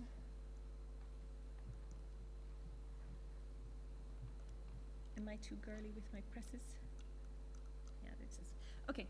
Afterwards, I'm going to show you integration, a picture of an integration on the next slide, where we show you what you can do with the imaging. So once we have our fMRI and DTI plans, and we want to be able to assess now against our intraoperative stimulation and testing, how can we fuse that information? Andreas has already shown you can just export your objects as a DICOM image and render them into your navigation system with whatever pre-processing tool you prefer. You just save it out as a DICOM or convert it to DICOM, and you should be able to just load it straight up with a USB or a CD-ROM. On the other hand, as soon as we start our surgery and take the bone flap off and start removing whatever lesion is, the anatomy of that brain will deform. Oh, that sort of works. Okay, so have a look. Every time the surgeon is stimulating here, at some point you see that hand move, and next we had a finger and thumb. Good, but that means we can now move on. Excellent. So here you have one of our neuronavigation systems with diffusion data imported onto it. As I said though, the brain starts deforming once you take off the bone flap, and so that is the motivation between current efforts in intraoperative MRI, but also alternatively ultrasound imaging, in which you get real-time feedback as you proceed with surgery, and we can fuse tractography information, whatever other objects you make, into that also. We now also use those same data, fMRI and DTI, in order to facilitate minimally invasive endoscopic surgery for very deep, difficult to access lesions. And as you can see from the bottom, in red is the tumor. And aside from a little bit of the inferior longitudinal fasciculus, which we had to remove in order to get there, we carefully preserved the rest of the tracts. We also use this information to guide supramaximal resections. That means resections beyond the border of what is visible on, let's say, a post-gadolinium T1 tumor boundary under immunofluorescence, in order that's for high-grade gliomas, to make sure that we get the best benefit. And also to inform really challenging pathways. So this is a patient at the bottom that came in as an emergency with status epilepticus, and the question really was, oh gosh, how am I going to get there? Well, once we gave the surgeon the diffusion information, which is here just processed straight into the neuronavigation system, he was able to determine that the corticospinal tracts are actually right around the lesion. So he came from an inferior approach, was able to remove it. Patient walked home just fine. So let's look at some examples, and we have a poll, which seems to be a dangerous thing to do, but let's give it a go. Here's a 51-year-old right-handed female who came in with generalized tonic-clonic seizures, and her MRI identified this lesion, which on the post-gadolinium scan gives some hints of starting to transform. What would you think we should, oops. Ooh. Right, what is the, okay, that's not even gonna think. What is the indication for fMRI in this case? Can you see the questions? Because it's clearly not coming up for me. Here. We have to get the right one, hold on. Okay, I'll read the questions out again. They should be visible on your poll tool, but is it number 1 to decide whether to operate at all? Is it number 2 to decide whether to operate awake or if surgery can be done asleep? Or number 3 to help focus stimulation? Okay, I'm very glad to see that nobody's wondering about whether to operate. And indeed, either of the other two is reasonable. However, it is a left hemisphere, so right-handed lady, left hemisphere lesion that involves the frontal lobe, bit of the temporal lobe. We probably do want to be doing this awake. So the last answer is what I was hoping you would say. And so we did functional MRI with 2 tasks, in this case, letter fluency and a semantic association task, to try to identify activation, particularly in the inferior frontal cortex. And here are the findings. So demonstrating the left frontal activation, there was nothing on the right. The preferred approach for the surgeon here, because there's an insular component, was to go, if possible, by the frontal operculum, which means the inferior frontal gyrus was exposed during surgery. Let us see what happens. This is an audio video. Oh, good. Let's see. So we start with cortically. Oh, she's just counting. 1, 2, 3, 4. Oh, stopped. And now have a look here what the surgeon's doing. Every time he applies, she stops counting. You would have heard her if the audio worked, which means the next video is going to be bad. What that implies, though, is that exactly as we thought, in this area here of the pars opercularis, stimulating there was positive, caused speech arrest, which confirms what the fMRI result showed. Here we have a second lady, 24-year-old left-handed female, presented with a seizure that caused her to have speech disturbance as well as sensory symptoms. What do we think for her? I'll read you the questions again. All right, for case 2 then, is the clinical plan, do you think that it should be to operate it asleep because the right frontal lobe isn't eloquent? Should we perform a WADA test because she's left-handed and the symptoms? Should we acquire fMRI and then reconsider what to do? Or should we operate this straight away? Awake. What do people think? Oh, good. Great. Fabulous. Everybody's convinced. Excellent, right? Very unfortunately for this 24-year-old, she had what appeared to be complete right hemisphere dominance. Even though that's rare, even in left-handers, the fact that she had speech disturbance did give us a good clinical indication. It was, of course, possible that she would have been bilateral, which, as Andreas hinted at, might change your plan. There's another important key point here. We also did motor mouth, so move purse your lips. In blue, you see the motor activation, and this, of course, pars opercularis with speech will engage that also. Anteriorly, you see what we thought was more to do with the actual task. There isn't anything on the lateral wall, and the arcuate seems to be pushed anteriorly and run over to the front anteriorly that way. When we performed awake stimulation, we confirmed that the lateral wall was silent, straight in, but we found a positive site here at the border with pars triangularis, which in the depths here, I'm showing you where the white matter stimulation elicited the error, coincided with where that activation and that arcuate fasciculus come together. She suffered 24 hours of minor speech deficits that resolved spontaneously. I will just quickly go through this one. Is a 39-year-old right-handed lady who was actually being worked up because she was complaining of migraines and found this lesion, which was non-enhancing in what is the left hemisphere, probably motor strip.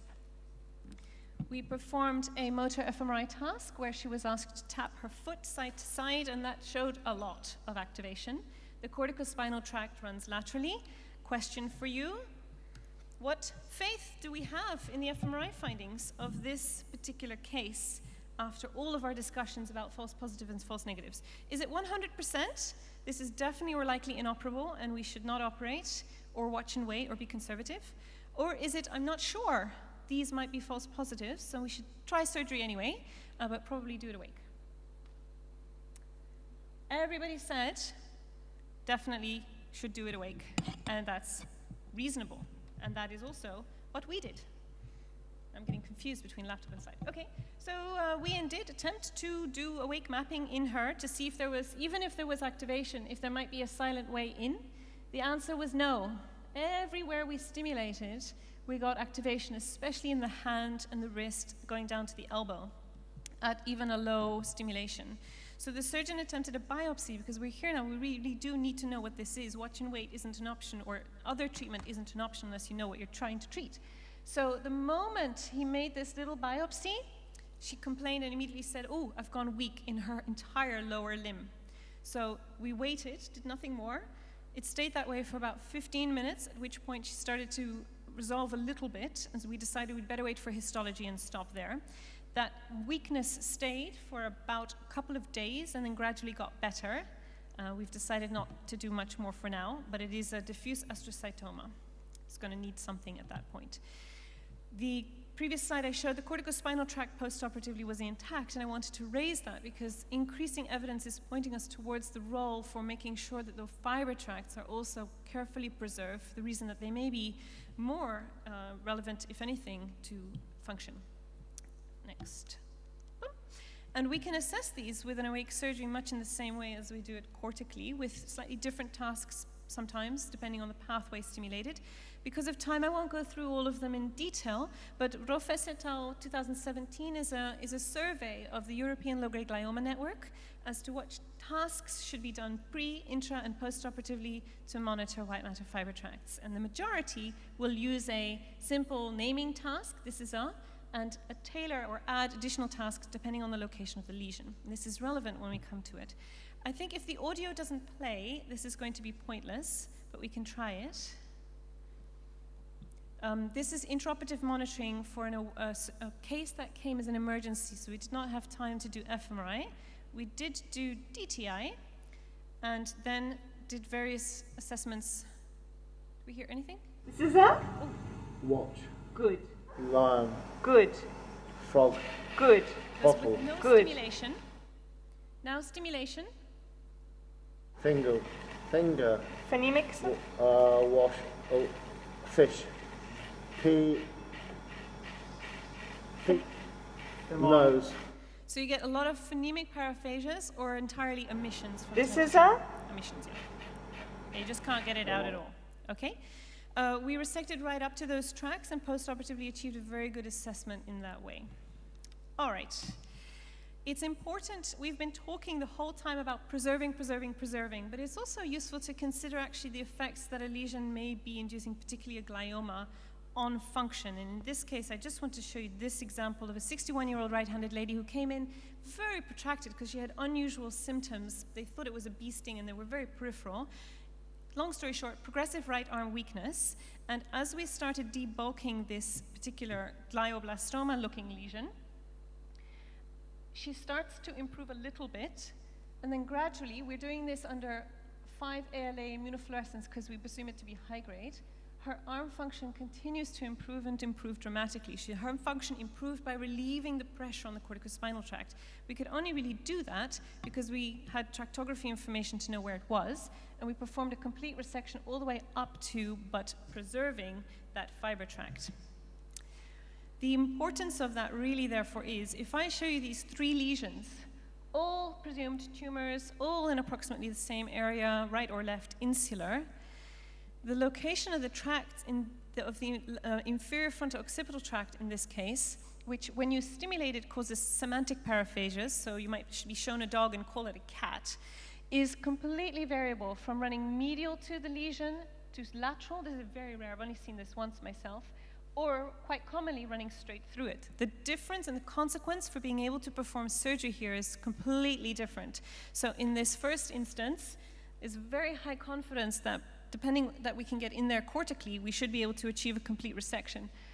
The other 2, however, are possibly not going to benefit from surgery. The first one, this one, we won't know how to get in there. And this one, we will not achieve more than a 50% resection, which is therefore not going to offer oncological benefit. Anybody whose eyes were closed for the videos can now open them again. I just wanted to touch then on the primary controversies. When it comes to, I've been showing you, okay, we found blobs and we found stimulation sites. There were areas where we had no blobs and we found no errors. So in general, fMRI and ESM in the literature, so electrocortical stimulation mapping, show that when fMRI does not, when analyzed properly, does not give you any activation sites, most of the time you will not find any cortical activation there. Myself and others have found this and it's well reported. When it comes down to actually what the activation you see in fMRI means and what you will find with stimulation mapping, there it's a lot more controversial, of course. The published data that exists depends between sensory motor and language.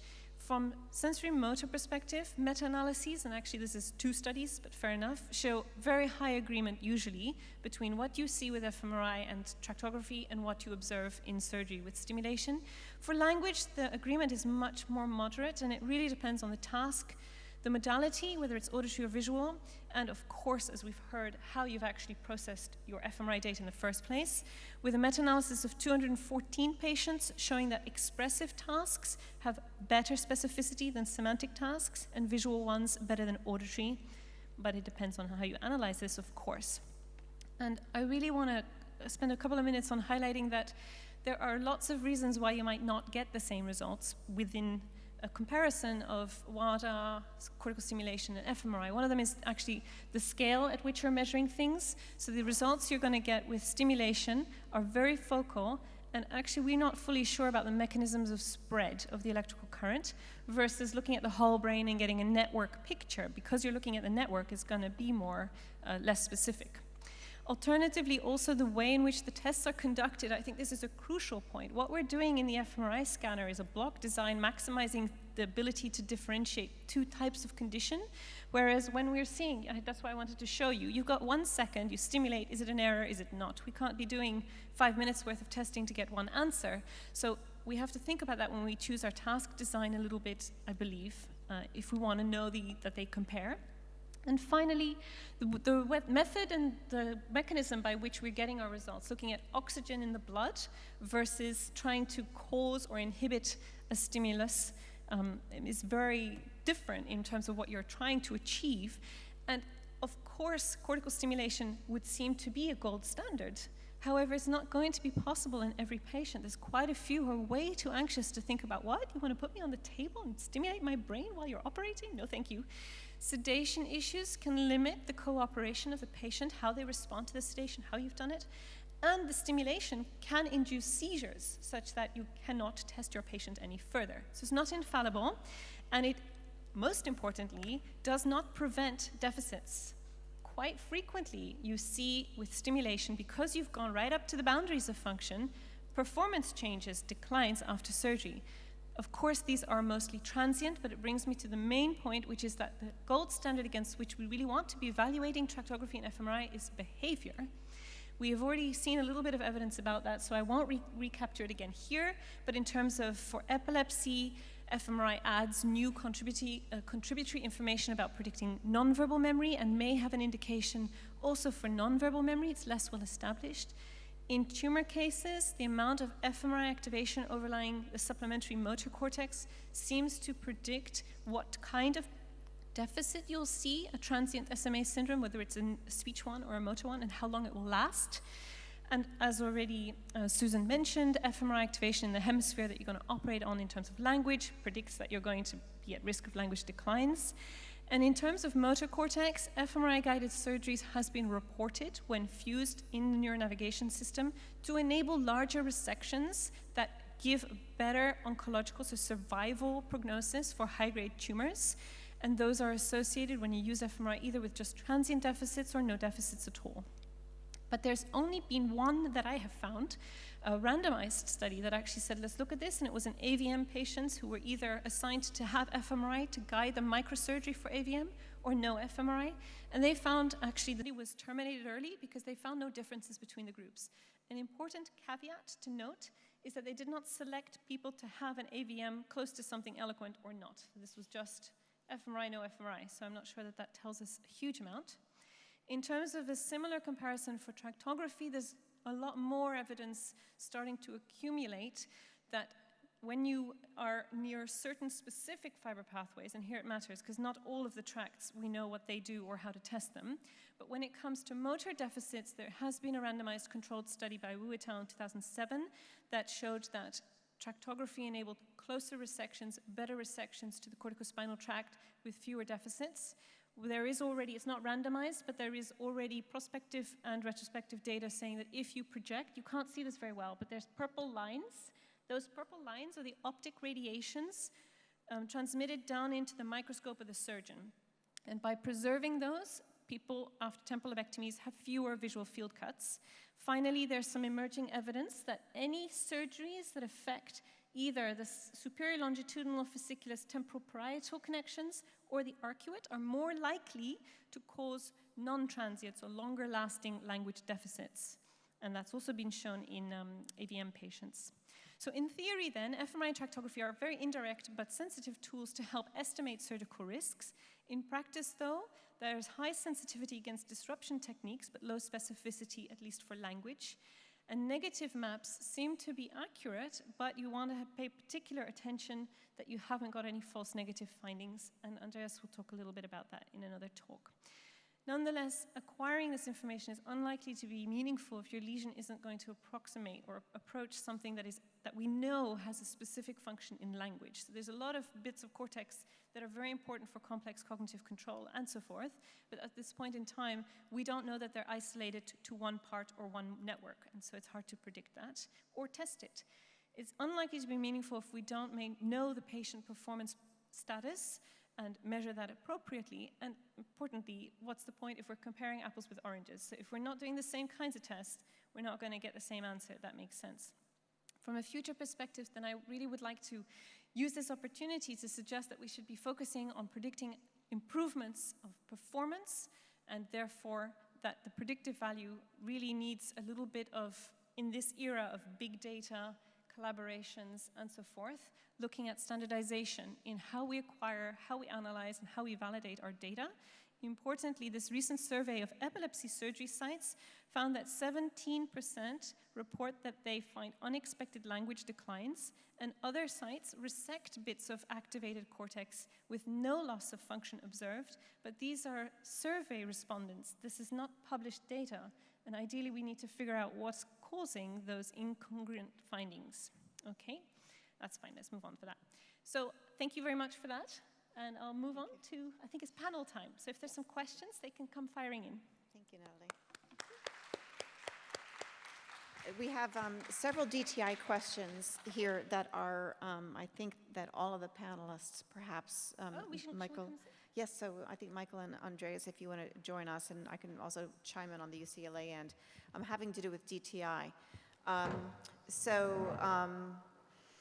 The first question is, do you routinely acquire pre-surgical DTI, even in cases of lesions with a lot of edema, such as GBM or METs? I do. Yeah, so you routine, and we do too at UCLA, routinely acquire. But Andreas, do you DTI? routinely acquire DTI even in GBMs or high edema cases, metastases, and so forth? Routinely acquire DTI? Yeah. Yes. Michael, and yours? Yes. Yeah, Okay, so everybody, even if, to be fair, lots of edema is a problem, but it comes down to the sequence you've used and what analysis post-processing you can do in terms of trying to get around those problems. There are some techniques like acquiring lower shell B-values. You should collect your fMRI and DTI, in my opinion, after you already know what the diagnostic MRI looks like, if you can. Because at that point, you can plan for these things. So if there's a lot of edema, can we model a lower B value and try to model out the water component, things like that? We can try that. And similarly, there's the question of what DTI technique do you use to be able to make tracks going through tumors? I guess everybody uses a different one. What do people use? Michael, you want to start? Yeah, I think it's pretty hard. I mean, tractography, first thing about tractography, we all know this. These are not tracks. These are computer graphics representations of things. It's not the gold standard truth. And when I do tractography stuff, I always try and cross-reference my interpretation on the color FA maps, because those are actual just physical measurements. They're not computer graphics extrapolations. I mean, it's a pretty big scope, the whole question of how you do DTI, tractography through stuff using deterministic, probabilistic, single shell, multi-shell, transpherical deconvolution. There's so many ways to do it. We use FDA-approved stuff. That's all deterministic, tensor-based, and the tracks. It's the least sensitive of all of them. So I'm actually very cautious when we interpret DTI for that reason. Andreas, what do you folks use for DTI? We acquire data no less than 60 directions, up to 360 directions, and a shell not lower than 1,000 For diffusion, preferably 2 shells, or 3 shells like 0, 1,000, 2,000. And I routinely run probabilistic tractography. Because it's like, that's the most sensitive, I think. And in terms of voxel size, we are at about 1.5 isotropic. Okay. We don't have an Andreas at our center, and our clinical machines won't collect that information in less than half an hour. So we collect 30 directions at 1 shell, B of 1,000. And what happens is, because we do it so commonly, we've got, we do on average 4 awakes a week, and there's quite a lot more asleep. So anybody who's got a brain tumor now gets diffusion, they just get it because it's so valuable. So the surgeons themselves process it with deterministic tractography algorithms within standard neuronavigation systems, in which case you don't always see what you want to see, and at that point they give me a disk and I run it through probabilistic tractography. When I'm acquiring it, I have access to a research facility where we can collect multiband. I collect 1.75 millimeter isotropic voxels, multi-shell, so 0, 500, 1525. And then I process that with probabilistic tractography. It's just that deterministic looks prettier, but you get quite often more false positives. You'll see that tracks going out the eyeballs into the ventricles. You need to interpret it with a pinch of salt. But the core bit of it usually makes sense. And perhaps a related question that several people wanted answered. fMRI, DTI, tumor segmentation, this is all feasible, but typically done by academics. Can it be done in the clinic only? So I think that means, are there standardized clinical tools that can do all of these things? Yeah, I think that's kind of what I showed in my talk. I mean, depending on what you want to do, there's a lot of upfront cost to the setup, but there's standardized ways to do standardized, corticospinal arcuate fasciculus. You're not going to get the frontal aslant tract, in your clinical thing. And, similarly for fMRI to do, routine, regular paradigms. I think that is, that can be achieved. Was this a question for DTI or fMRI or both? It was both. It was both, actually. So I imagine we're not supposed to mention corporate packages, but those are the ones you would have in the clinical setting. And one of the 2 major vendors has a package that will automatically segment your tumor, automatically segment various structures in the brain. You can tell it where you want little things, and it will, in real time, so it takes 5 minutes, show you whatever tracts run through that area. You then export that, save that as a DICOM, and import it to navigation, done. So all of that takes no more than 15 minutes, including the time to put the CD into the machine. The only caveat I would add to that is that most of those techniques don't involve actually looking at your data, and I strongly recommend looking at your data. I think that was We the one all thing. agree Is that- everybody says, make sure you check everything, and I'm strongly in agreement that with deterministic tractography in the context of edema, looking at the FA maps or the primary vector maps or something like that, simple, can still give you a hint, even if it's very hard to reconstruct the full pathways. Okay, so I have no more questions here, and we have time for a break now, and there's going to be coffee for another 15 or 20 minutes, so let's try to get back here at around 3:20-ish, okay? And we'll see you all then. Thank you, panel. Let's talk. Which should make it a little bit easier.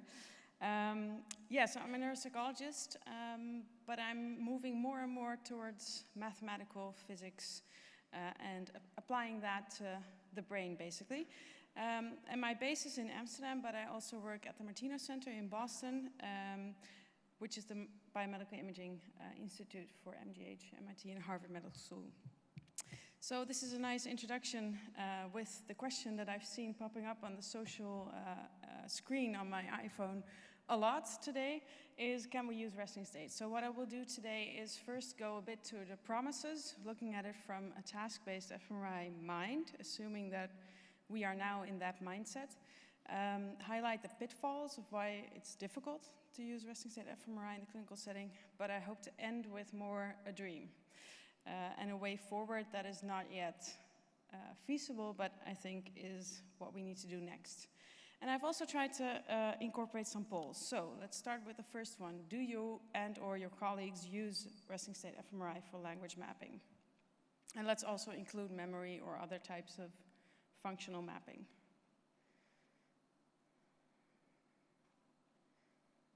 One person does for scientific research. Hard no. One person does for clinical purposes. That's encouraging.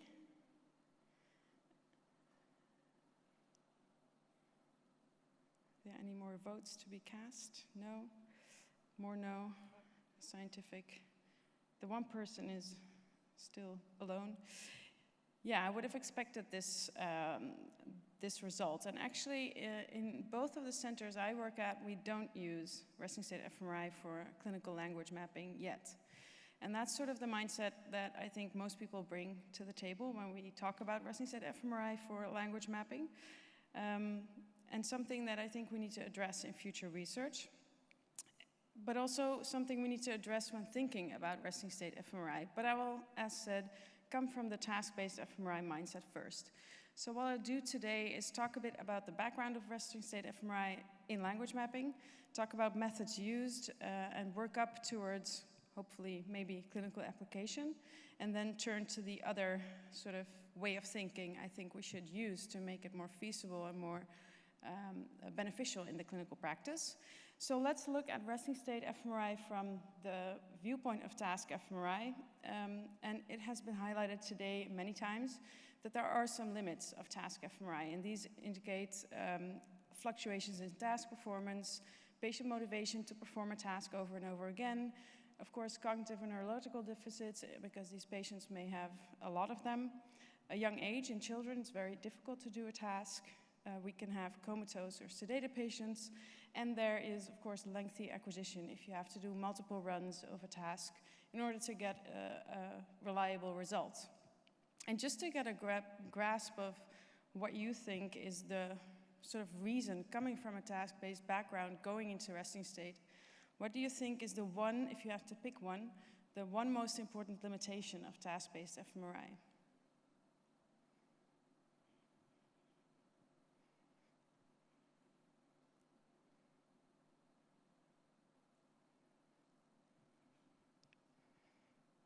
The deficits?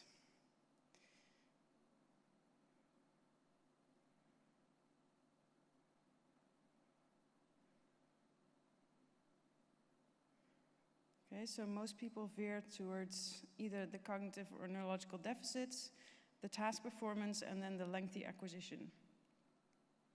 But there's not one that really pops out that much. Okay, that's good to know.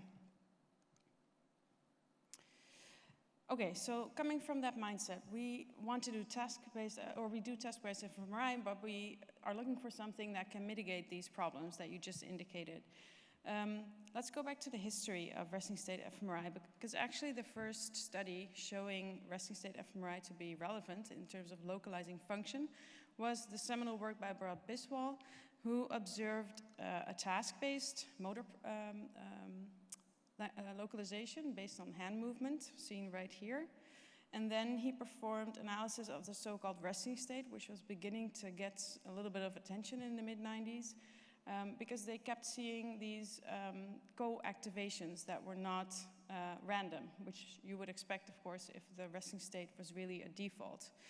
And what he did is put a seed in one of the motor cortices, and he found that actually the localization of motor cortex or hand region based on this connectivity was basically the same as doing a task. And note here that resting state fMRI analysis then includes putting a seed in a particular region and associating its bold response, its time series, with another region or with all other regions in the brain, and then thresholding that map in order to get to a particular region.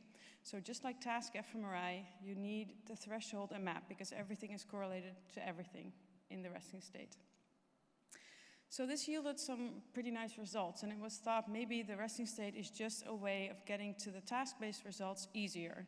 And that's kind of how a lot of the research has been approached. And we found out that the resting state contains many networks that are inherently co-activated, so they synchronize their bold response during spontaneous rest. And they are organized in the following manner. This is a study by Thomas Douw, in which he delineates 7 of these resting state networks. And you can already see the motor cortex is in the blue, or somotor, but you also find some other primary networks and higher cognitive control networks, like the dorsal and ventral attention networks, but also the default mode networks. So we know now that this resting state is composed not only of localized regions that co-activate together, but also distributed systems that can help us understand cognition. Of course, that's not so relevant for localizing function. So let me follow this thread a little bit more, because what actually is this resting state? Of course, we can associate different time series with other time series, but let's delve into what it really is. And I'm happy that in the morning, Jeff Binder already presented on some phenomenological studies into what people report they do during the resting state. So I will add on that by looking more at it from a graph theoretical modeling perspective. So in this work, Michael Cole, he looked at task-based fMRI, and they did a range of tasks. So it was a very difficult paradigm in which 64 different tasks could be discerned, and they also took resting state fMRI of 10 minutes. Now, the way a resting state analysis usually works, if you're not focusing on one particular region, is that you divide the brain into a number of regions or parcels, which you see here on the X and Y axes. So, here and there. And what you see here is the correlations between them. So it's already obvious if you look at the left, which is the task, and the right, which is the resting state, that these are really, really similar. And they are similar across all these different networks. So there's a high relationship between them, the two. And this could be trivial if you think that the bold response elicited by a task changes only 1 to 5%. But it's actually not so trivial if you look at it from an individual fingerprinting perspective. So in this study, Katarina Graden looked at 10 subjects, so they are MSc 1 to 10 here, who were scanned multiple times, multiple sessions, multiple tasks, and they also performed resting state. And this is a super adjacency matrix that delineates how much overlap there is between these matrices in different states, tasks, sessions, people. And what you see here is that the matrices are actually really similar within an individual. And it's kind of difficult to see in this overview, but if you then tease apart what different factors contribute to an individual measurement of resting state fMRI, we can see that most of the variation is actually explained by the group, which is basically the average, so some sort of canonical resting state network that exists in everyone that is a human. And on top of that, the individual. Whereas the task and session only have a very small amount of variance that they actually contribute to. So there seems to be something specific about this resting state fMRI network that we are picking up on. Now, the final part of this sort of background in resting state fMRI for now that I want to share is, okay, so if we know that there are individual differences between people in how they manifest in terms of the resting state network, how can we actually link this to activation? So in this study, which was a computational study, the idea was that actually activation is not a phenomenon that comes from a particular singular region. Activity is actually caused by the activity flow, so the connectivity of different regions that lead to that particular region. Of course, at the circuit level, I think we can all agree that one neuron firing is not relevant, is not going to make language happen or a motor task. What we need is a circuit of regions acting in unison in order to perform a task. So if you go from the circuit level to the more macroscopic level of resting state fMRI, the idea would be that if you want to understand the activity of this node J in purple, that you need the information about the surrounding regions in blue here, and the way that activity flows from those regions to the region that you actually want to predict the activity of. So in this sense, the resting state actually is the backbone or the architecture on top of which the activity happens. So they use a model in order to actually do this, and what they find is that if you have predicted activations and actual simulated activations, these map really well. But more importantly, if you use actual resting state or actual task-based fMRI, and you use these and you compare them to the predicted activations, these also overlap with a correlation of 0.66, indicating that the flow of information that you can extract based on resting state fMRI is for a large amount responsible for the activations that you see during a variety of tasks. So let's remember this for a little bit, that the resting state is a backbone on top of which task activation happens. And actually look at some of the studies that did language mapping with resting state fMRI. And just like in task-based fMRI, we have a number of main approaches. One is seed-based, where you pick a node or region that you think is a language region, and then look at connectivity of that node with other regions. And of course, depending on your threshold, this will give you a spatial extent of the language network. Another way, or a collection of ways, is to use a data-driven method in which you take the entire brain signal, all the voxels, and then decompose it into independent components or use machine learning to determine which different networks exist in this data. I will highlight how this works through a number of studies. So this is a study by Shang Liu, who first looked at the laterality of the brain during rest. And he used a very basic laterality index, as you can see here, looking at seed regions, and he seeded actually across the entire cortex, seed regions within the hemisphere and the homologue regions in the other hemisphere. And if you make a laterality index out of this, you can see the most left lateralized regions in blue here, which I think nicely converge, and also have a very high correlation with the task-based laterality index, which you see here on the y-axis.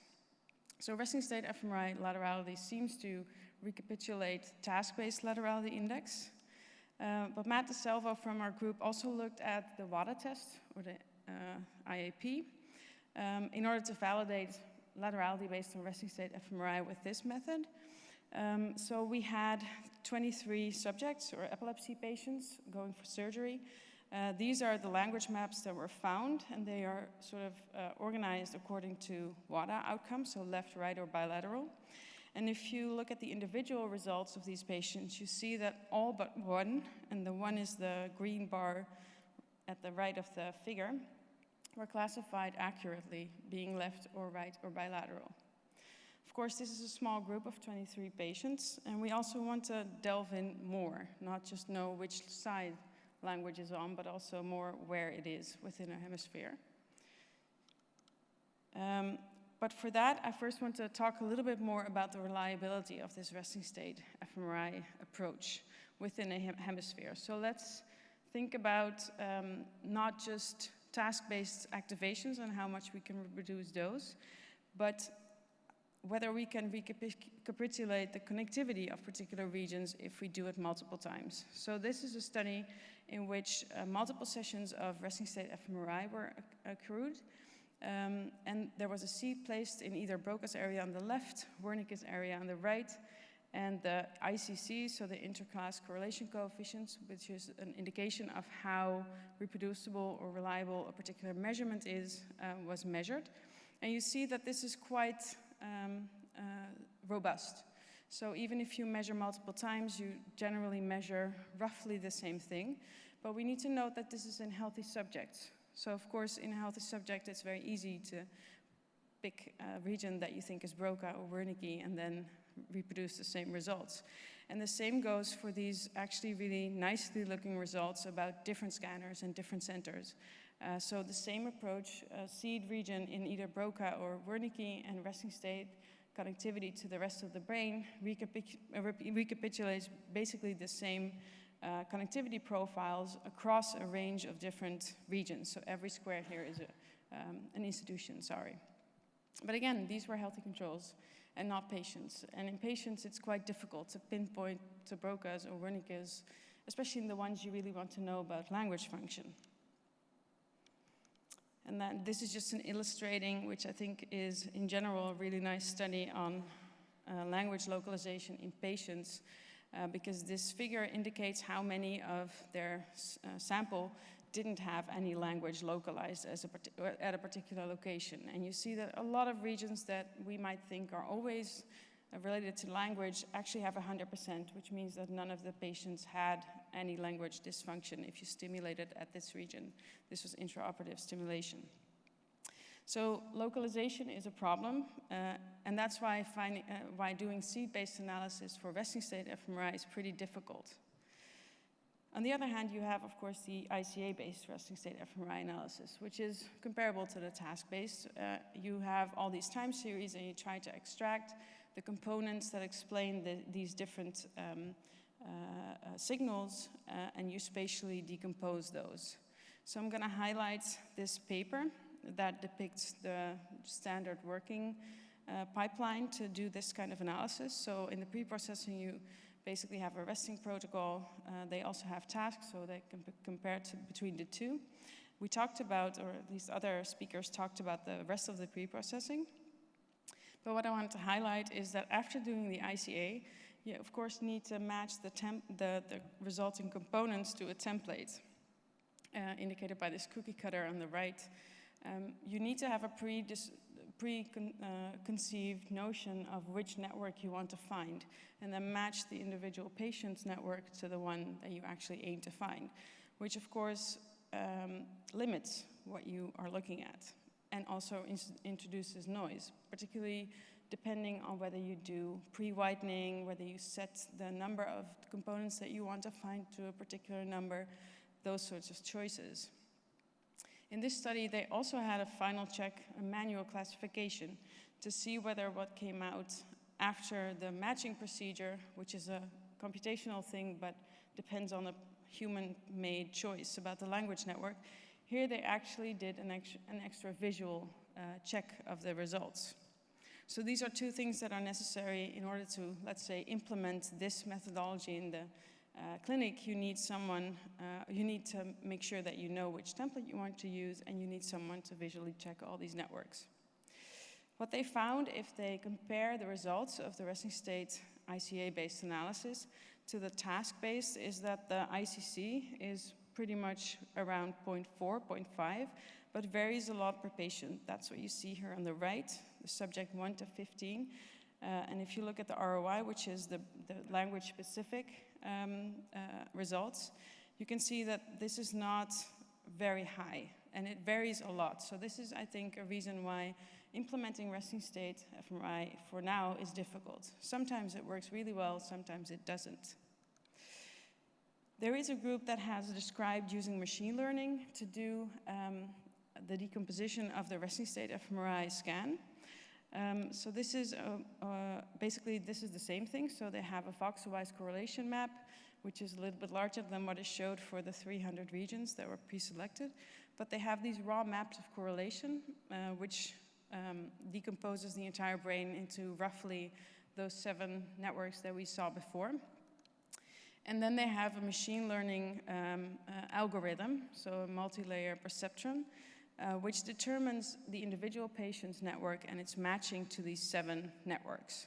So it will give you an indication of where the particular network, in this case, of course, language, which is in orange, is located in the individual patient.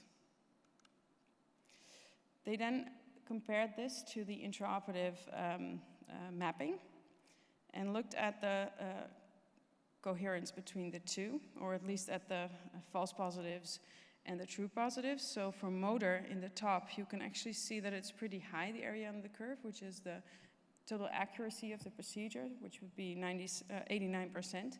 But for language, you see that it's 76%. And especially if the false positive rate is low, the true positive rate is also low, which is expected. But as the true positive goes up, the false positive remains kind of low. So you're missing out on important information here, which is, again, a barrier to implementation in the clinic. The other thing here is that you don't only need a cookie cutter to sort of predetermine which networks you want to pick up on and how they should match from the individual patient to the template, but you also need someone who can do this machine learning algorithm, which I think is a different thing from statistics and is not a skill that is currently in effect in most hospitals. I also want to talk a little bit about 7 Tesla, so high field resting state fMRI, although I think what we know about it is limited. But this is a fairly recent study that did a resting state at 7 Tesla and looked at the spread of the network. So what you see here is that inter-session and inter-session, the interclass correlation is pretty high, and it's actually higher than what we saw in previous studies for 3 Tesla resting state fMRI, which were more around 0.6. Here you see it's more rubbing against 0.8. But the maps, the maps are still a little bit moving around. So whether this is the end-all be-all answer to the question whether 7 Tesla resting state fMRI will help us increase the SNR that is now limiting our abilities in the clinic, I'm not sure. But I want to highlight that despite the fact that I don't use resting state fMRI in the clinic, there is a group that apparently does, which is from Washington University. And they were actually the group that published on the multi-layer perceptron earlier. And they have an entire clinical application of this resting state fMRI technique, in which they integrated the clinical scans with TIP, which is the sort of advanced imaging processor. And they do all this analysis of the resting state in a sort of computational space without needing someone to actually be experienced in that. So they do need the cookie cutter, but they no longer need this experienced data analyst. And they actually convey that they have about 38% of their task-based fMRI failing in a population of about 200 patients over the past years, but that the resting state fMRI only failed in 13% of patients. So somehow they managed to use it for the best. So at this point, I want to ask, based on this story, do you think we are ready to use resting state in the clinic?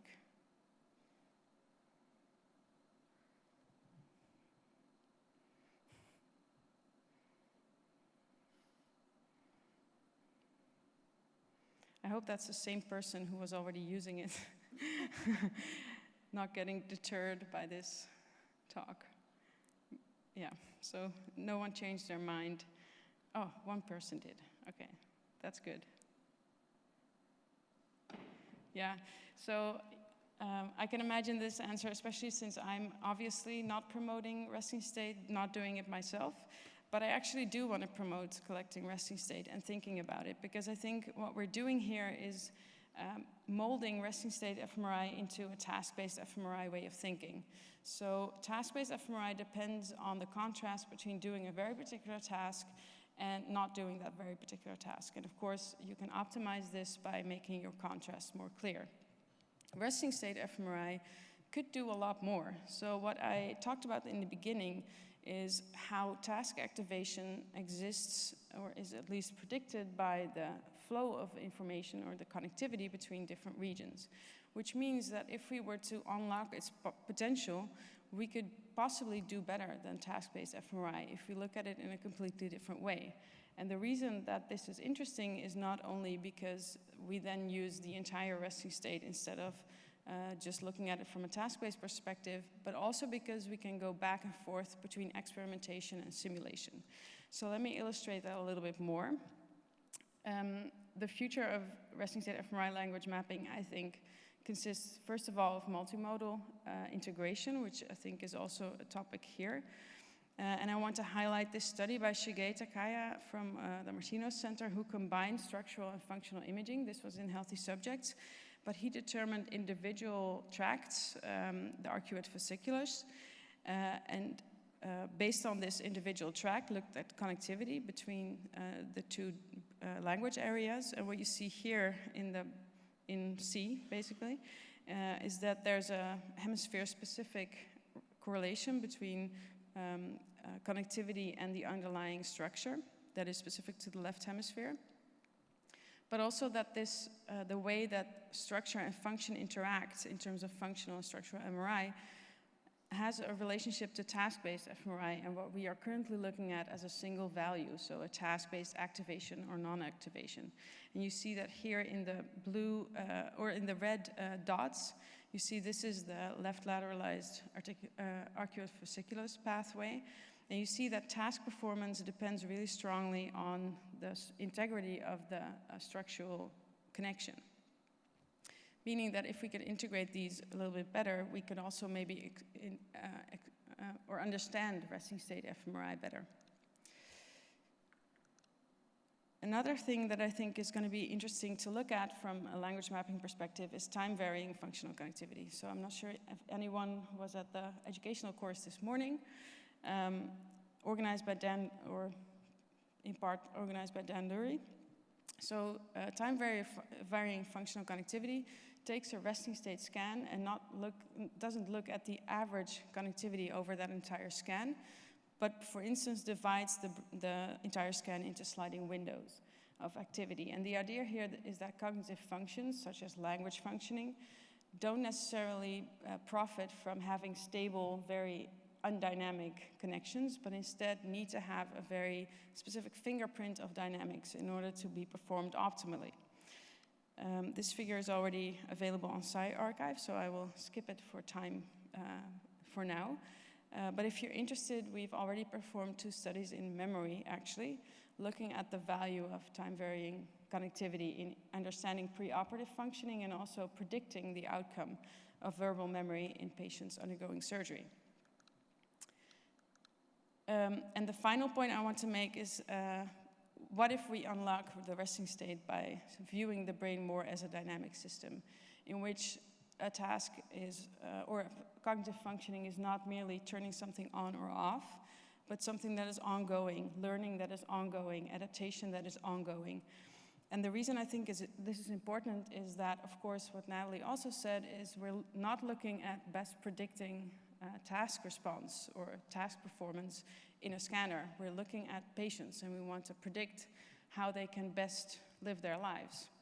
So I want to highlight one study that actually used a simulational technique, which I think is interesting from a language mapping perspective, but the other way around. So actually they took one region and they simulated the spread of activity. So this would be the opposite of a resection, but for inspiration's sake, follow me.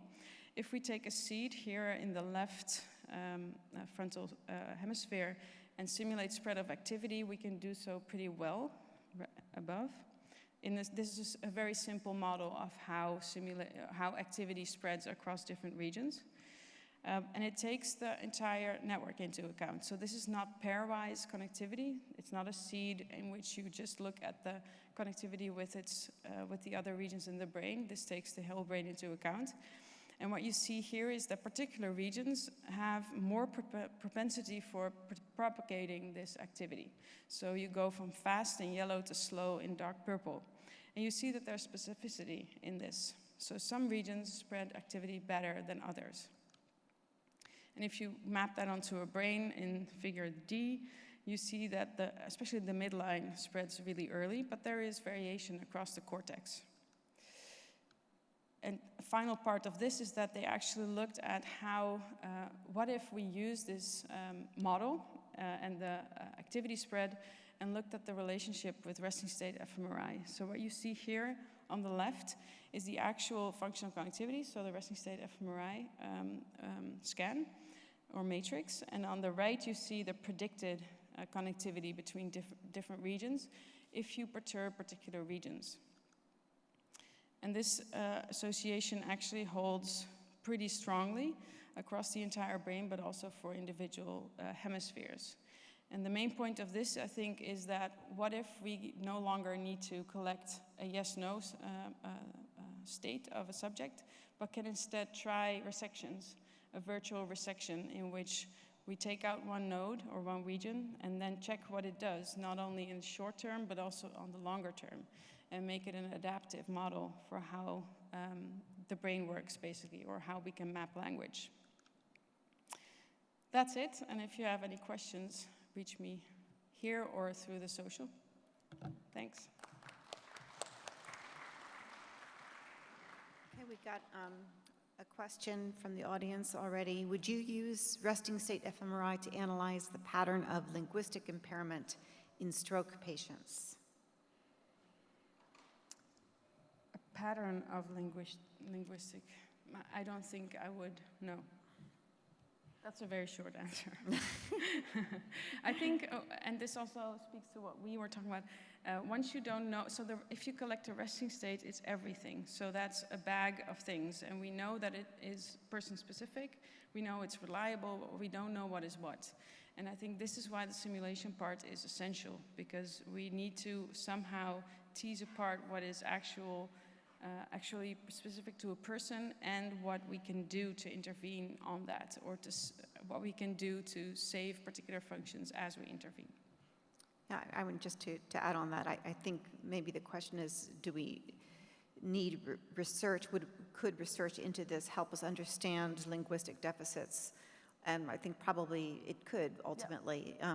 Whether we want to use it in the clinic or not is a different question, but I do think that it's an important thing to be learning now. What is the relationship between alterations in the normal resting state pattern that we typically expect in language areas of the brain, and how does that relate to specific linguistic deficits that we see? And we might be able to learn quite a bit from that, but I think we're still in the early stages of that. Okay, and that is all of the questions I believe I have for you, so thank you very much. Thank you. And we will go to our last talk of the day. Andreas Bartsch will be back with us to talk about cerebrovascular reactivity mapping, promises, and pitfalls. And then we'll have a little bit of time at the end to answer some additional questions that are not directly related to one talk, but could be general. Okay, I won't unlock. You've only unlocked it one at a time, though, right? Because okay, good. And now to something completely different. So we will start with a little quiz, and then I will talk about what CVRM promises, how to perform it, and if there are alternatives, how to analyze it, and what are the pitfalls, and what to conclude from it and what not. And then we will do a re-quizzing. So, what is CVRM? Is it mapping the cerebrovascular response to exogenous vasodilatory IV contrast agents such as carbogen? Is it mapping perilesional bold responsiveness to breath-hold maneuvers? Or is it mapping bold and/or CBF responses to reversible vasodilatory challenges such as carbon dioxide? Give your votes, please.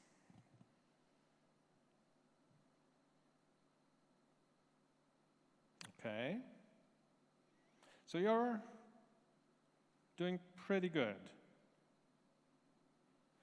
Would anybody say none of the answers is correct? Then we will come back to this. I would favor answer 3, but you could argue about the challenge. Because you could argue if a challenge means something that we expose. So the natural fluctuations are excluded, right? So, but answer 3 would be my favorite answer. Then, second voting. Signal changes in CVRM are approximately 0.1 to 1% bold, lower than in dynamic susceptibility contrast perfusion, but normally higher than neurogenic bold, or blood carbonation level dependent, BCLD, as opposed to bold. Your votes, please.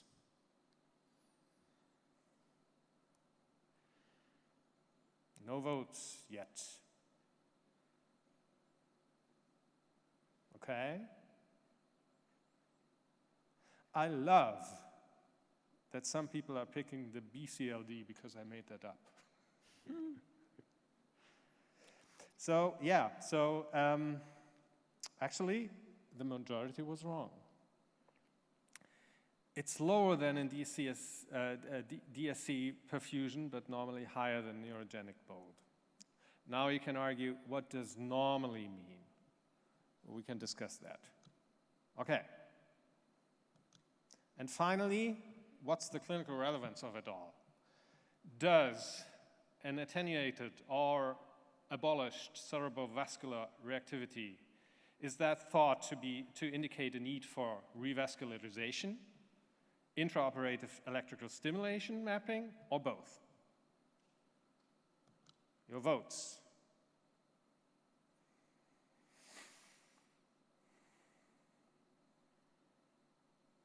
Okay. So the majority, 25%, 30% go for ESM, and 70% for both. Okay, we will do a re-vote at the end of the talk. The promise of cerebrovascular reactivity mapping is to detect neurovascular uncoupling, which is a diminished or absent functional hyperemia in response to some neural activation. And the hyperemia manifests itself as an increase of CBF, CBV, blood oxygenation, such as bold detected by fMRI. So that's the promise. What are potential causes for NVU?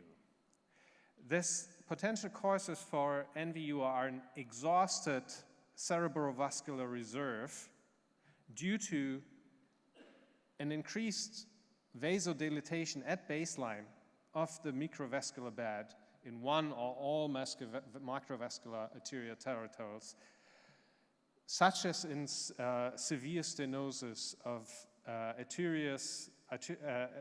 arteries supplying the brain.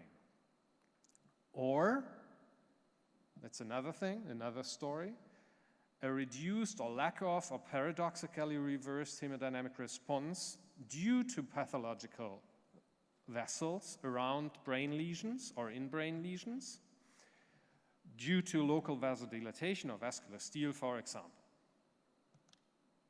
So now, in steno-occlusive arteriopathies, the idea is, in fact, that NVUs or a reduced cerebrovascular reserve capacity indicates the need for revascularization. This is a Moya-Moya case with hyperperfusion in the right territory, in the territory of the right middle cerebral and anterior cerebral artery, and it was an direct STA to, as a superficial temporal artery to middle cerebral artery bypass was placed here, but it failed. So this is very complicated surgery, and only few neurosurgeons can do that. And that's a Moya-Moya case, classical Moya-Moya case. And that was the pre-surgical cerebrovascular reactivity mapping, and the post-surgical showed the failure. So you don't want to submit anyone to such surgery who does not need that. And the other clinical relevance is that if we have no cerebrovascular reactivity in or around a brain lesion, then the idea is that any fMRI, like task-based fMRI or resting state fMRI, will not give us any useful information because we can't measure any response. So these people should go, well, some people could argue if you nevertheless tried fMRI, conventional fMRI, but these people should undergo ESM. And that's why some people have argued that this is an evolving standard or even an established standard for clinical functional imaging. To understand a bit about cerebral vascular responses, the first thing you need to know is and you probably all of you know, that there's autoregulation of the CBF. CBF stays constant for an arterial blood pressure between around 60 to 160 millimeter Hg. And if you exceed an arterial blood pressure, what happens then, you get a breakthrough of the autoregulation. But normally, we're never in that state. However, if we have microvascular hyperemia or vasodilatation due to increased carbon dioxide concentration in the blood, due to stenosis, due to lactate in a tumor, this requires some upstream arterial vasodilatation to avoid any drop of downstream pressure, okay? That's a very basic concept, and we need to know about it. We don't actually know for sure how this upstream vasodilatation happens, if this is a conducted mechanism, a myogenic mechanism, or flow-related, but it does happen. And the response of the brain vessels to hypercapnia is vasodilatation and an increased CBF, okay? And this is probably mainly due to the increase in extracellular protons, okay? And this is a profound increase. If you inhale 5 or 7% carbon dioxide, your CBF increases by 75%. That's a lot. So in bold CVRM, we are not measuring such high signature changes. So how to perform it? Essentially, there are two ways. You can run a bold sequence or an ASL sequence, or you can run a sequence that is able to give you both. I would recommend to run it at 2 or 3 millimeter isotropic, matched to your task or resting state fMRI acquisition. You normally, like if you repeat hypercapnic challenges, you normally need 5 to 10. So you need 5 to 10 minutes acquisition time. For ASL, you probably need less, because there you're measuring the flow increase. You're measuring the 75% something. So you don't need so many repetitions, or you can't even do any repetitions. If for a challenge you, for example, inject acetylazolamide, which you can do, but then due to the long half-life of the drug of 2 to 6 hours, you only have a single exposure, okay? But you have lots of signal. But this is not what people normally do. What people normally do is they do breath hold maneuvers. You can do it end expiratory or inspiratory, or they have people inhale carbogen, which is 5% carbon dioxide. And you do this for 10 to 20 seconds and alternate with a rest, about 40 seconds. You keep your rest periods a little longer, because this breathing thing can be quite stressful for the people. You do the physiological patient monitoring with a respiration belt and logging. If you have access to it, you also measure end tidal or arterial partial pressure of carbon dioxide. And then you run a couple of supplemental sequences, such as field mapping, such as a normal anatomical scan, such as DSC perfusion, and probably an angiography sequence. First case. Anybody knows what this is? I have no chocolate anymore, but I just delivered one. So any idea what this patient has? So what's not normal here? On the T2, well, look at the eye first. Patient comes first. This is not normal. These are melanocytic hamartomas of the iris called Lisch nodules. Lisch nodules. And here you have no flow void on the left. This is the right internal carotid. And you have no flow void on the left. And you have like a net of vessels here. By just these two images, you can make a diagnosis. It's a neurofibromatosis type 1. Typical Lisch nodule and intimal hyperplasia, so the intima of the arterial vessels gets hyperplastic. Only in 10 to 15% of the cases, so that doesn't happen with all of the patients with neurofibromatosis, but this constellation of Lisch nodules with this missing flow void is quite typical.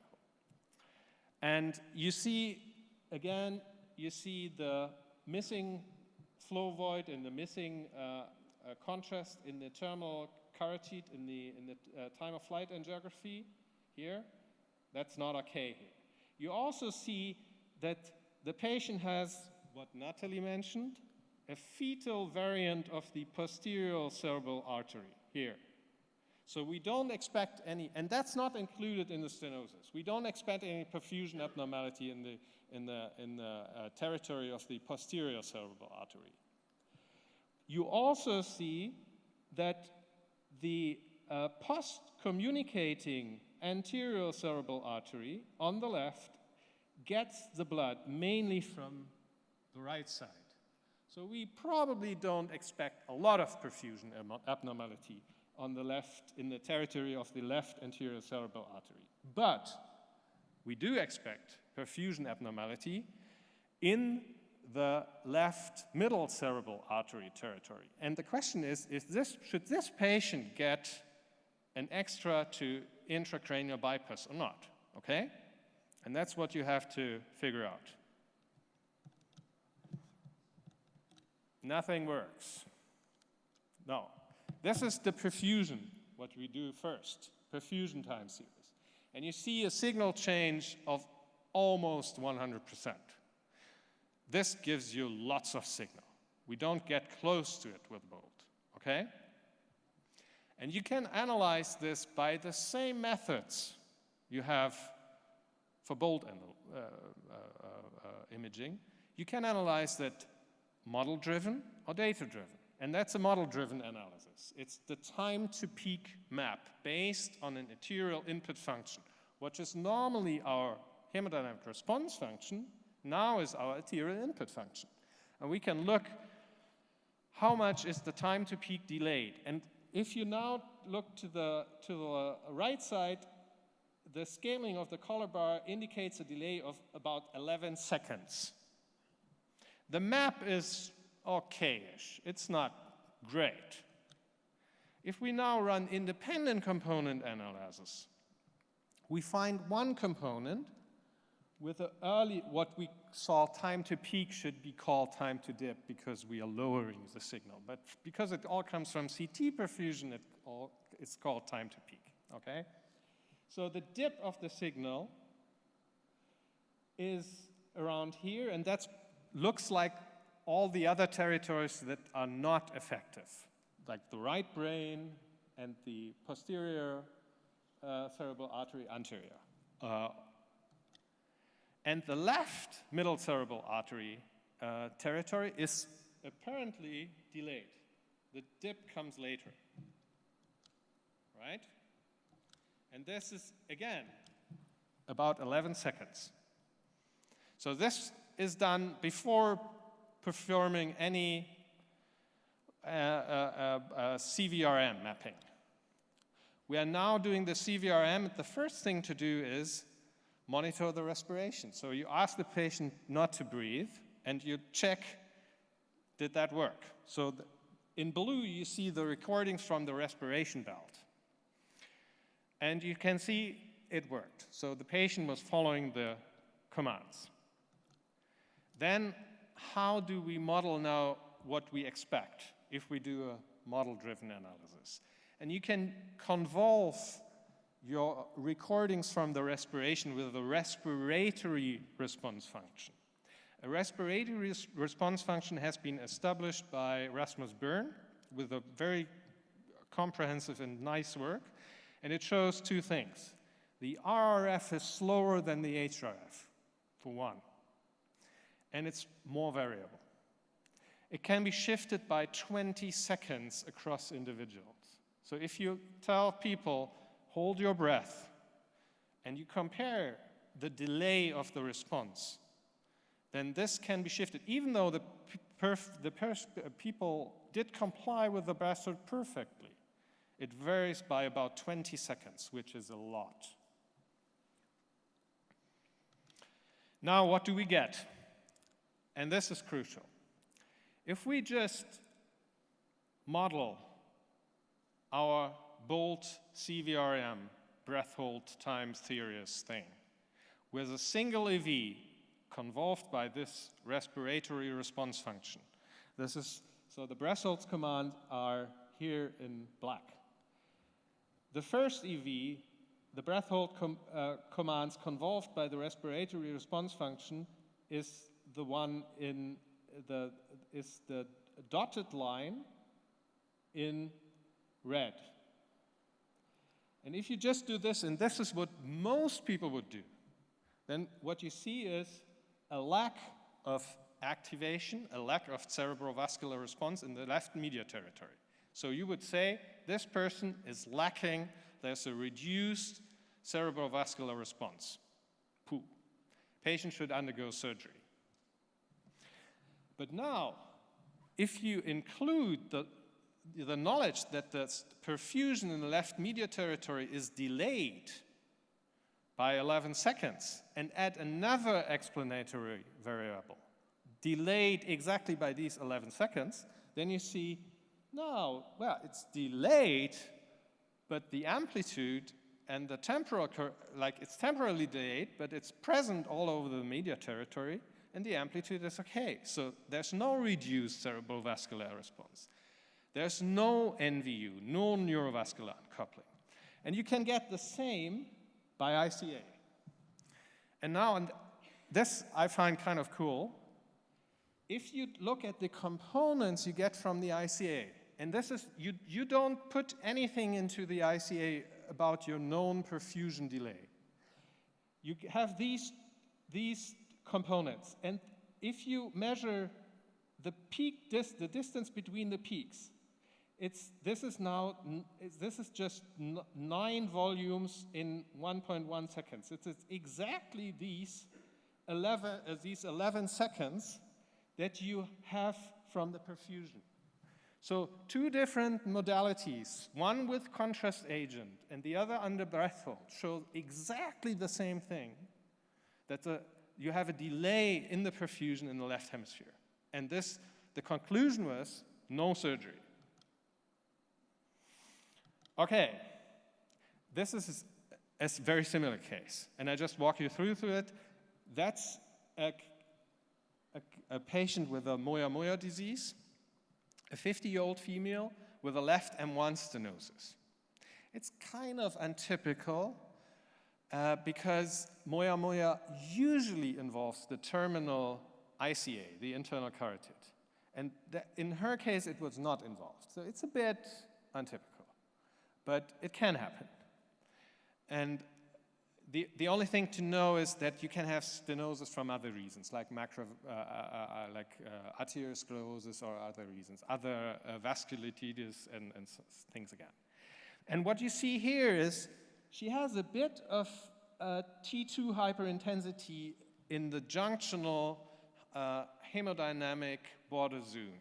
So you're wondering, is this patient safe, or should she undergo surgery, bypass surgery? Not working. Can you? Oh. So time to peak delay, in her case, not as much delayed, about 7 seconds. Same thing with ICA, like with the other patient.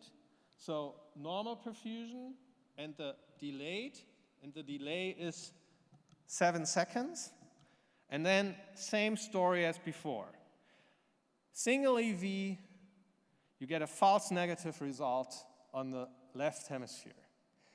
This is not to say model-driven analysis is good as long as you have your model right. But if you don't know if and for a function like the respiratory response function, where we know that there's such a huge variability, you may be better off with ICA. And with ICA, you say the same thing, DSC perfusion, drop, the delay, absolutely matches the delay of between the two components in the cerebrovascular reactivity mapping. So no surgery for this patient either. So are there alternatives? So now we are doing very laborious stuff. Like we spend hours on analyzing the data and thinking about it and blah, blah, blah. And is there an easier way to do it? Yes, there is. And this is transcranial duplex sonography. What you do there is you have people inhaling carbogen, and normally what then happens is you have a vasodilatation and you can measure a increase in the flow. And it's quite easy. So normally a normal vasomotor reserve, that's how the sonography people call it, is around 33%. And 30 to 60%. And this patient had 33. So we are saying the same thing. And this is a different case with a right terminal carotid stenosis, where to show you that TCD can, in fact, pick up a reduced vasomotor reserve. In this case, it was only 7%. So this patient was a good candidate for the surgery. So what are the lessons? The lessons are, 1, perfusion delays propagate directly into the delayed cerebrovascular responses. And you should only consider cerebrovascular responses or the cerebrovascular response capacity abnormal if it's reduced or delayed beyond this. And perfusion abnormalities may mimic neurovascular uncoupling in CVRM. And using a single regressor is probably not a good idea. And you have a very cheap and effective alternative in terms of transcranial Doppler. So now to the brain lesions, if I can go. Evidence for neurovascular uncoupling in and around intraaxial brain lesions. So again, we asked this question of why is it so important to know about the intra or extraaxial location of a brain lesion? Well, if you cut a lesion out and it's intraaxial, then you have to go through the brain parenchyma. If it's extraaxial, you may have to go through the brain parenchyma, but normally you don't. Like if it's easily to reach, like a convexity meningioma, you can cut out without traversing the brain parenchyma.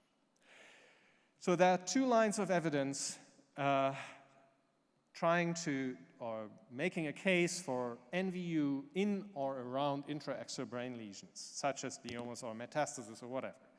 One is a reduced or lack of cerebrovascular reactivity in and around the brain lesion, and the other has nothing to do with cerebrovascular reactivity mapping per se, but it's just measuring asymmetric or decreased Bolt signal for fluctuations, like in this patient. This patient has a right hemispheric tumor. You can see it here, and you can see that the response adjacent to the tumor, resting state or task or whatever you use, is reduced. And then people claim this is neurovascular uncoupling, okay? Especially if you see that despite preserved function. Because if function is reduced, you don't know, right? Because the function would not have probed vascular response. Nothing, okay. But is this really true? First, neurogenic Bolt could, at least in theory, be preserved despite an attenuated or even abolished cerebrovascular response, because we are having a different stimulus. And altered perfusion in the pathological vessels in and or around the brain lesion could cause false negative of your cerebrovascular response mapping. And then, as to the second point, mass effect, infiltrated tumor, perifocal edema, etc., all this may lead to effectively less neuronal tissue within a given volume, which may reduce the bold response, while the neurovascular coupling is actually preserved, right? So I don't think that these previous 2 lines of evidence are good ways to establish neurovascular uncoupling. However, this is the same case as before, where I said radiology is chronology. If that's a whole take-home message for today, I'm happy. And here, in this lady, you see the time to peak map was pretty even. So there was no perfusion delay in the tumor. Right? I put the perfusion without the overlay here. So you see the left supramarginal tumor here, and you see the perfusion is the same like in the rest parenchyma. There's no difference. And this is a case where you can have a hard time with ICA, and you need to think how to do a good ICA on it. But I found some ways, and even with ICA, I didn't see any evidence that the perfusion is abnormal in the tumor. And that's the cerebrovascular reactivity map. Let's start with the bottom. In red now you see the breath hold commands, and in blue the locked respiration. And you can again see that the patient complied. And now for Mark Jenkinson, you see head motion stops when you hold your breath, which is what you would expect when you stop your breath motion. And the head motion parameters I estimated by FLIRT reflect that. So you have less head motion during the breath hold, which of course, when you do motion correction or if you include motion parameters as a confound, now then you have a very strong correlation with the paradigm, but whatever, okay. And the maps actually show that the cerebrovascular response to breath hold maneuvers in the tumor is reduced, okay? So no perfusion abnormality, but reduced. And then some people would say, oh, is mapping really helpful? Well, it was, because we found, aside from the arcuate fasciculus and the typical Wernicke activations, we found a little activation spot in the anterior supramarginal, so supracilian fissure gyrus. Okay, the supramarginal gyrus is the gyrus bending around the Sylvian fissure. And it has a lower portion and the anterior upper portion, right? And right there was a bold activation to a phonological fMRI, active fMRI task. And this actually, when you look at this, you can see right this spot over there. So in this case, there was a good correspondence between the CVRM and the mapping. I don't have a good lesion case for you to show where CVRM was abolished and all in the lesion and bold reactivity from like resting state or task-based fMRI was as well.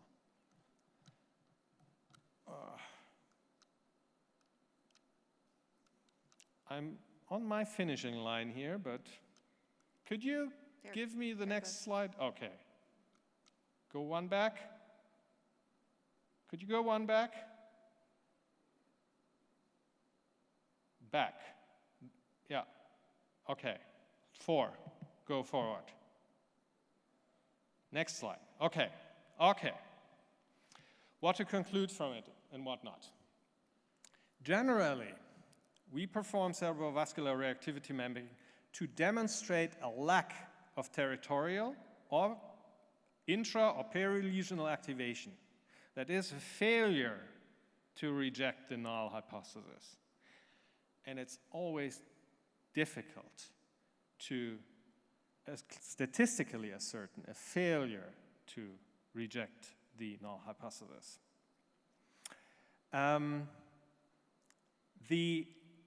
While cerebrovascular reactivity mapping may indicate a reduced bold reactivity or neurovascular uncoupling, it is itself based on uncoupling the flow, cerebrovascular, the CBF, from the oxygen metabolic rate, right? Because when you're breathing carbogen, the metabolic rate of your brain does not change, at least not a lot. And it's susceptible to false negative detections. So CVRM, in my view, is not yet ready to be declared a standard of clinical care and should not preclude patients from language or memory fMRI. Okay?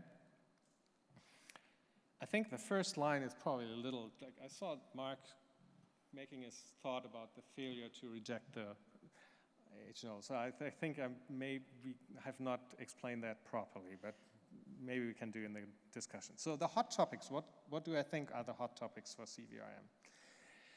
The hot topic is how to account for perfusion abnormalities. For example, inhomogeneous perfusion in high-grade brain tumors, which is very common. Then, do we observe dissociations between CBF CVRM, bold CVRM, and neurogenic bold? And especially, I would be interested if there are CVRM negative cases with preserved neurogenic bold, or vice versa. And then, does CVRM indeed prompt clinical decisions? I'm not sure yet. I'm just not sure. Maybe, Michael, you're doing some of it. Maybe you have some thoughts about it, but I'm just not totally sure. And then, with a relation to the resting state talk before me, can we do CVRM without challenges? It seems like we can. It seems like we can use resting state fMRI to extract CVR maps. Next slide, please. And there's one almost final slide now. This is an old work by Peter Banettini from 1997. And he looked, and this all goes into the issue of calibrated bold and normalizing bold. What he did, they recorded a map of finger movement and also of breathing carbogen. And then he divided the signal changes, like the bold signal, neurogenic bold by the CVRM bold effect. And you see that some voxels light up. What this means, I mean, they argued that CVRM could be used for improved localization because much of what we are seeing in CVRM is in a little different, geographically, it's a little in a different vascular bad territory than what we see in neurogenic bold. But what this paper shows, and that's why I'm showing it, there are definitely voxels where neurogenic bold is a bit higher than CVRM, bold CVRM.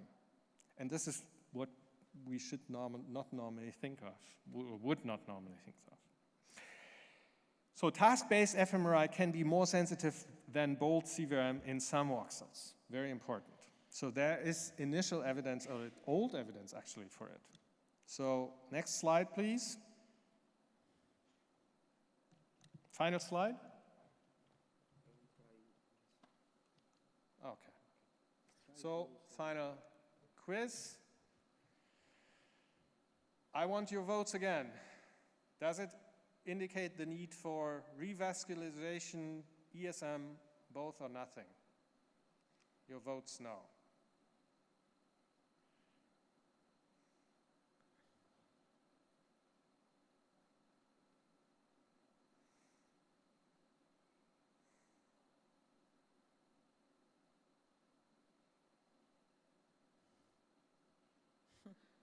Okay, so you improved. And you probably noticed that I made a slight change. In the first slide I thought, is thought to indicate? Here I said, indicates the needs, and I also gave you the choice of nothing. So I don't know yet. Oh, yeah. Poster, we should see a pre-post comparison if this works. We know that you improved. Thank you.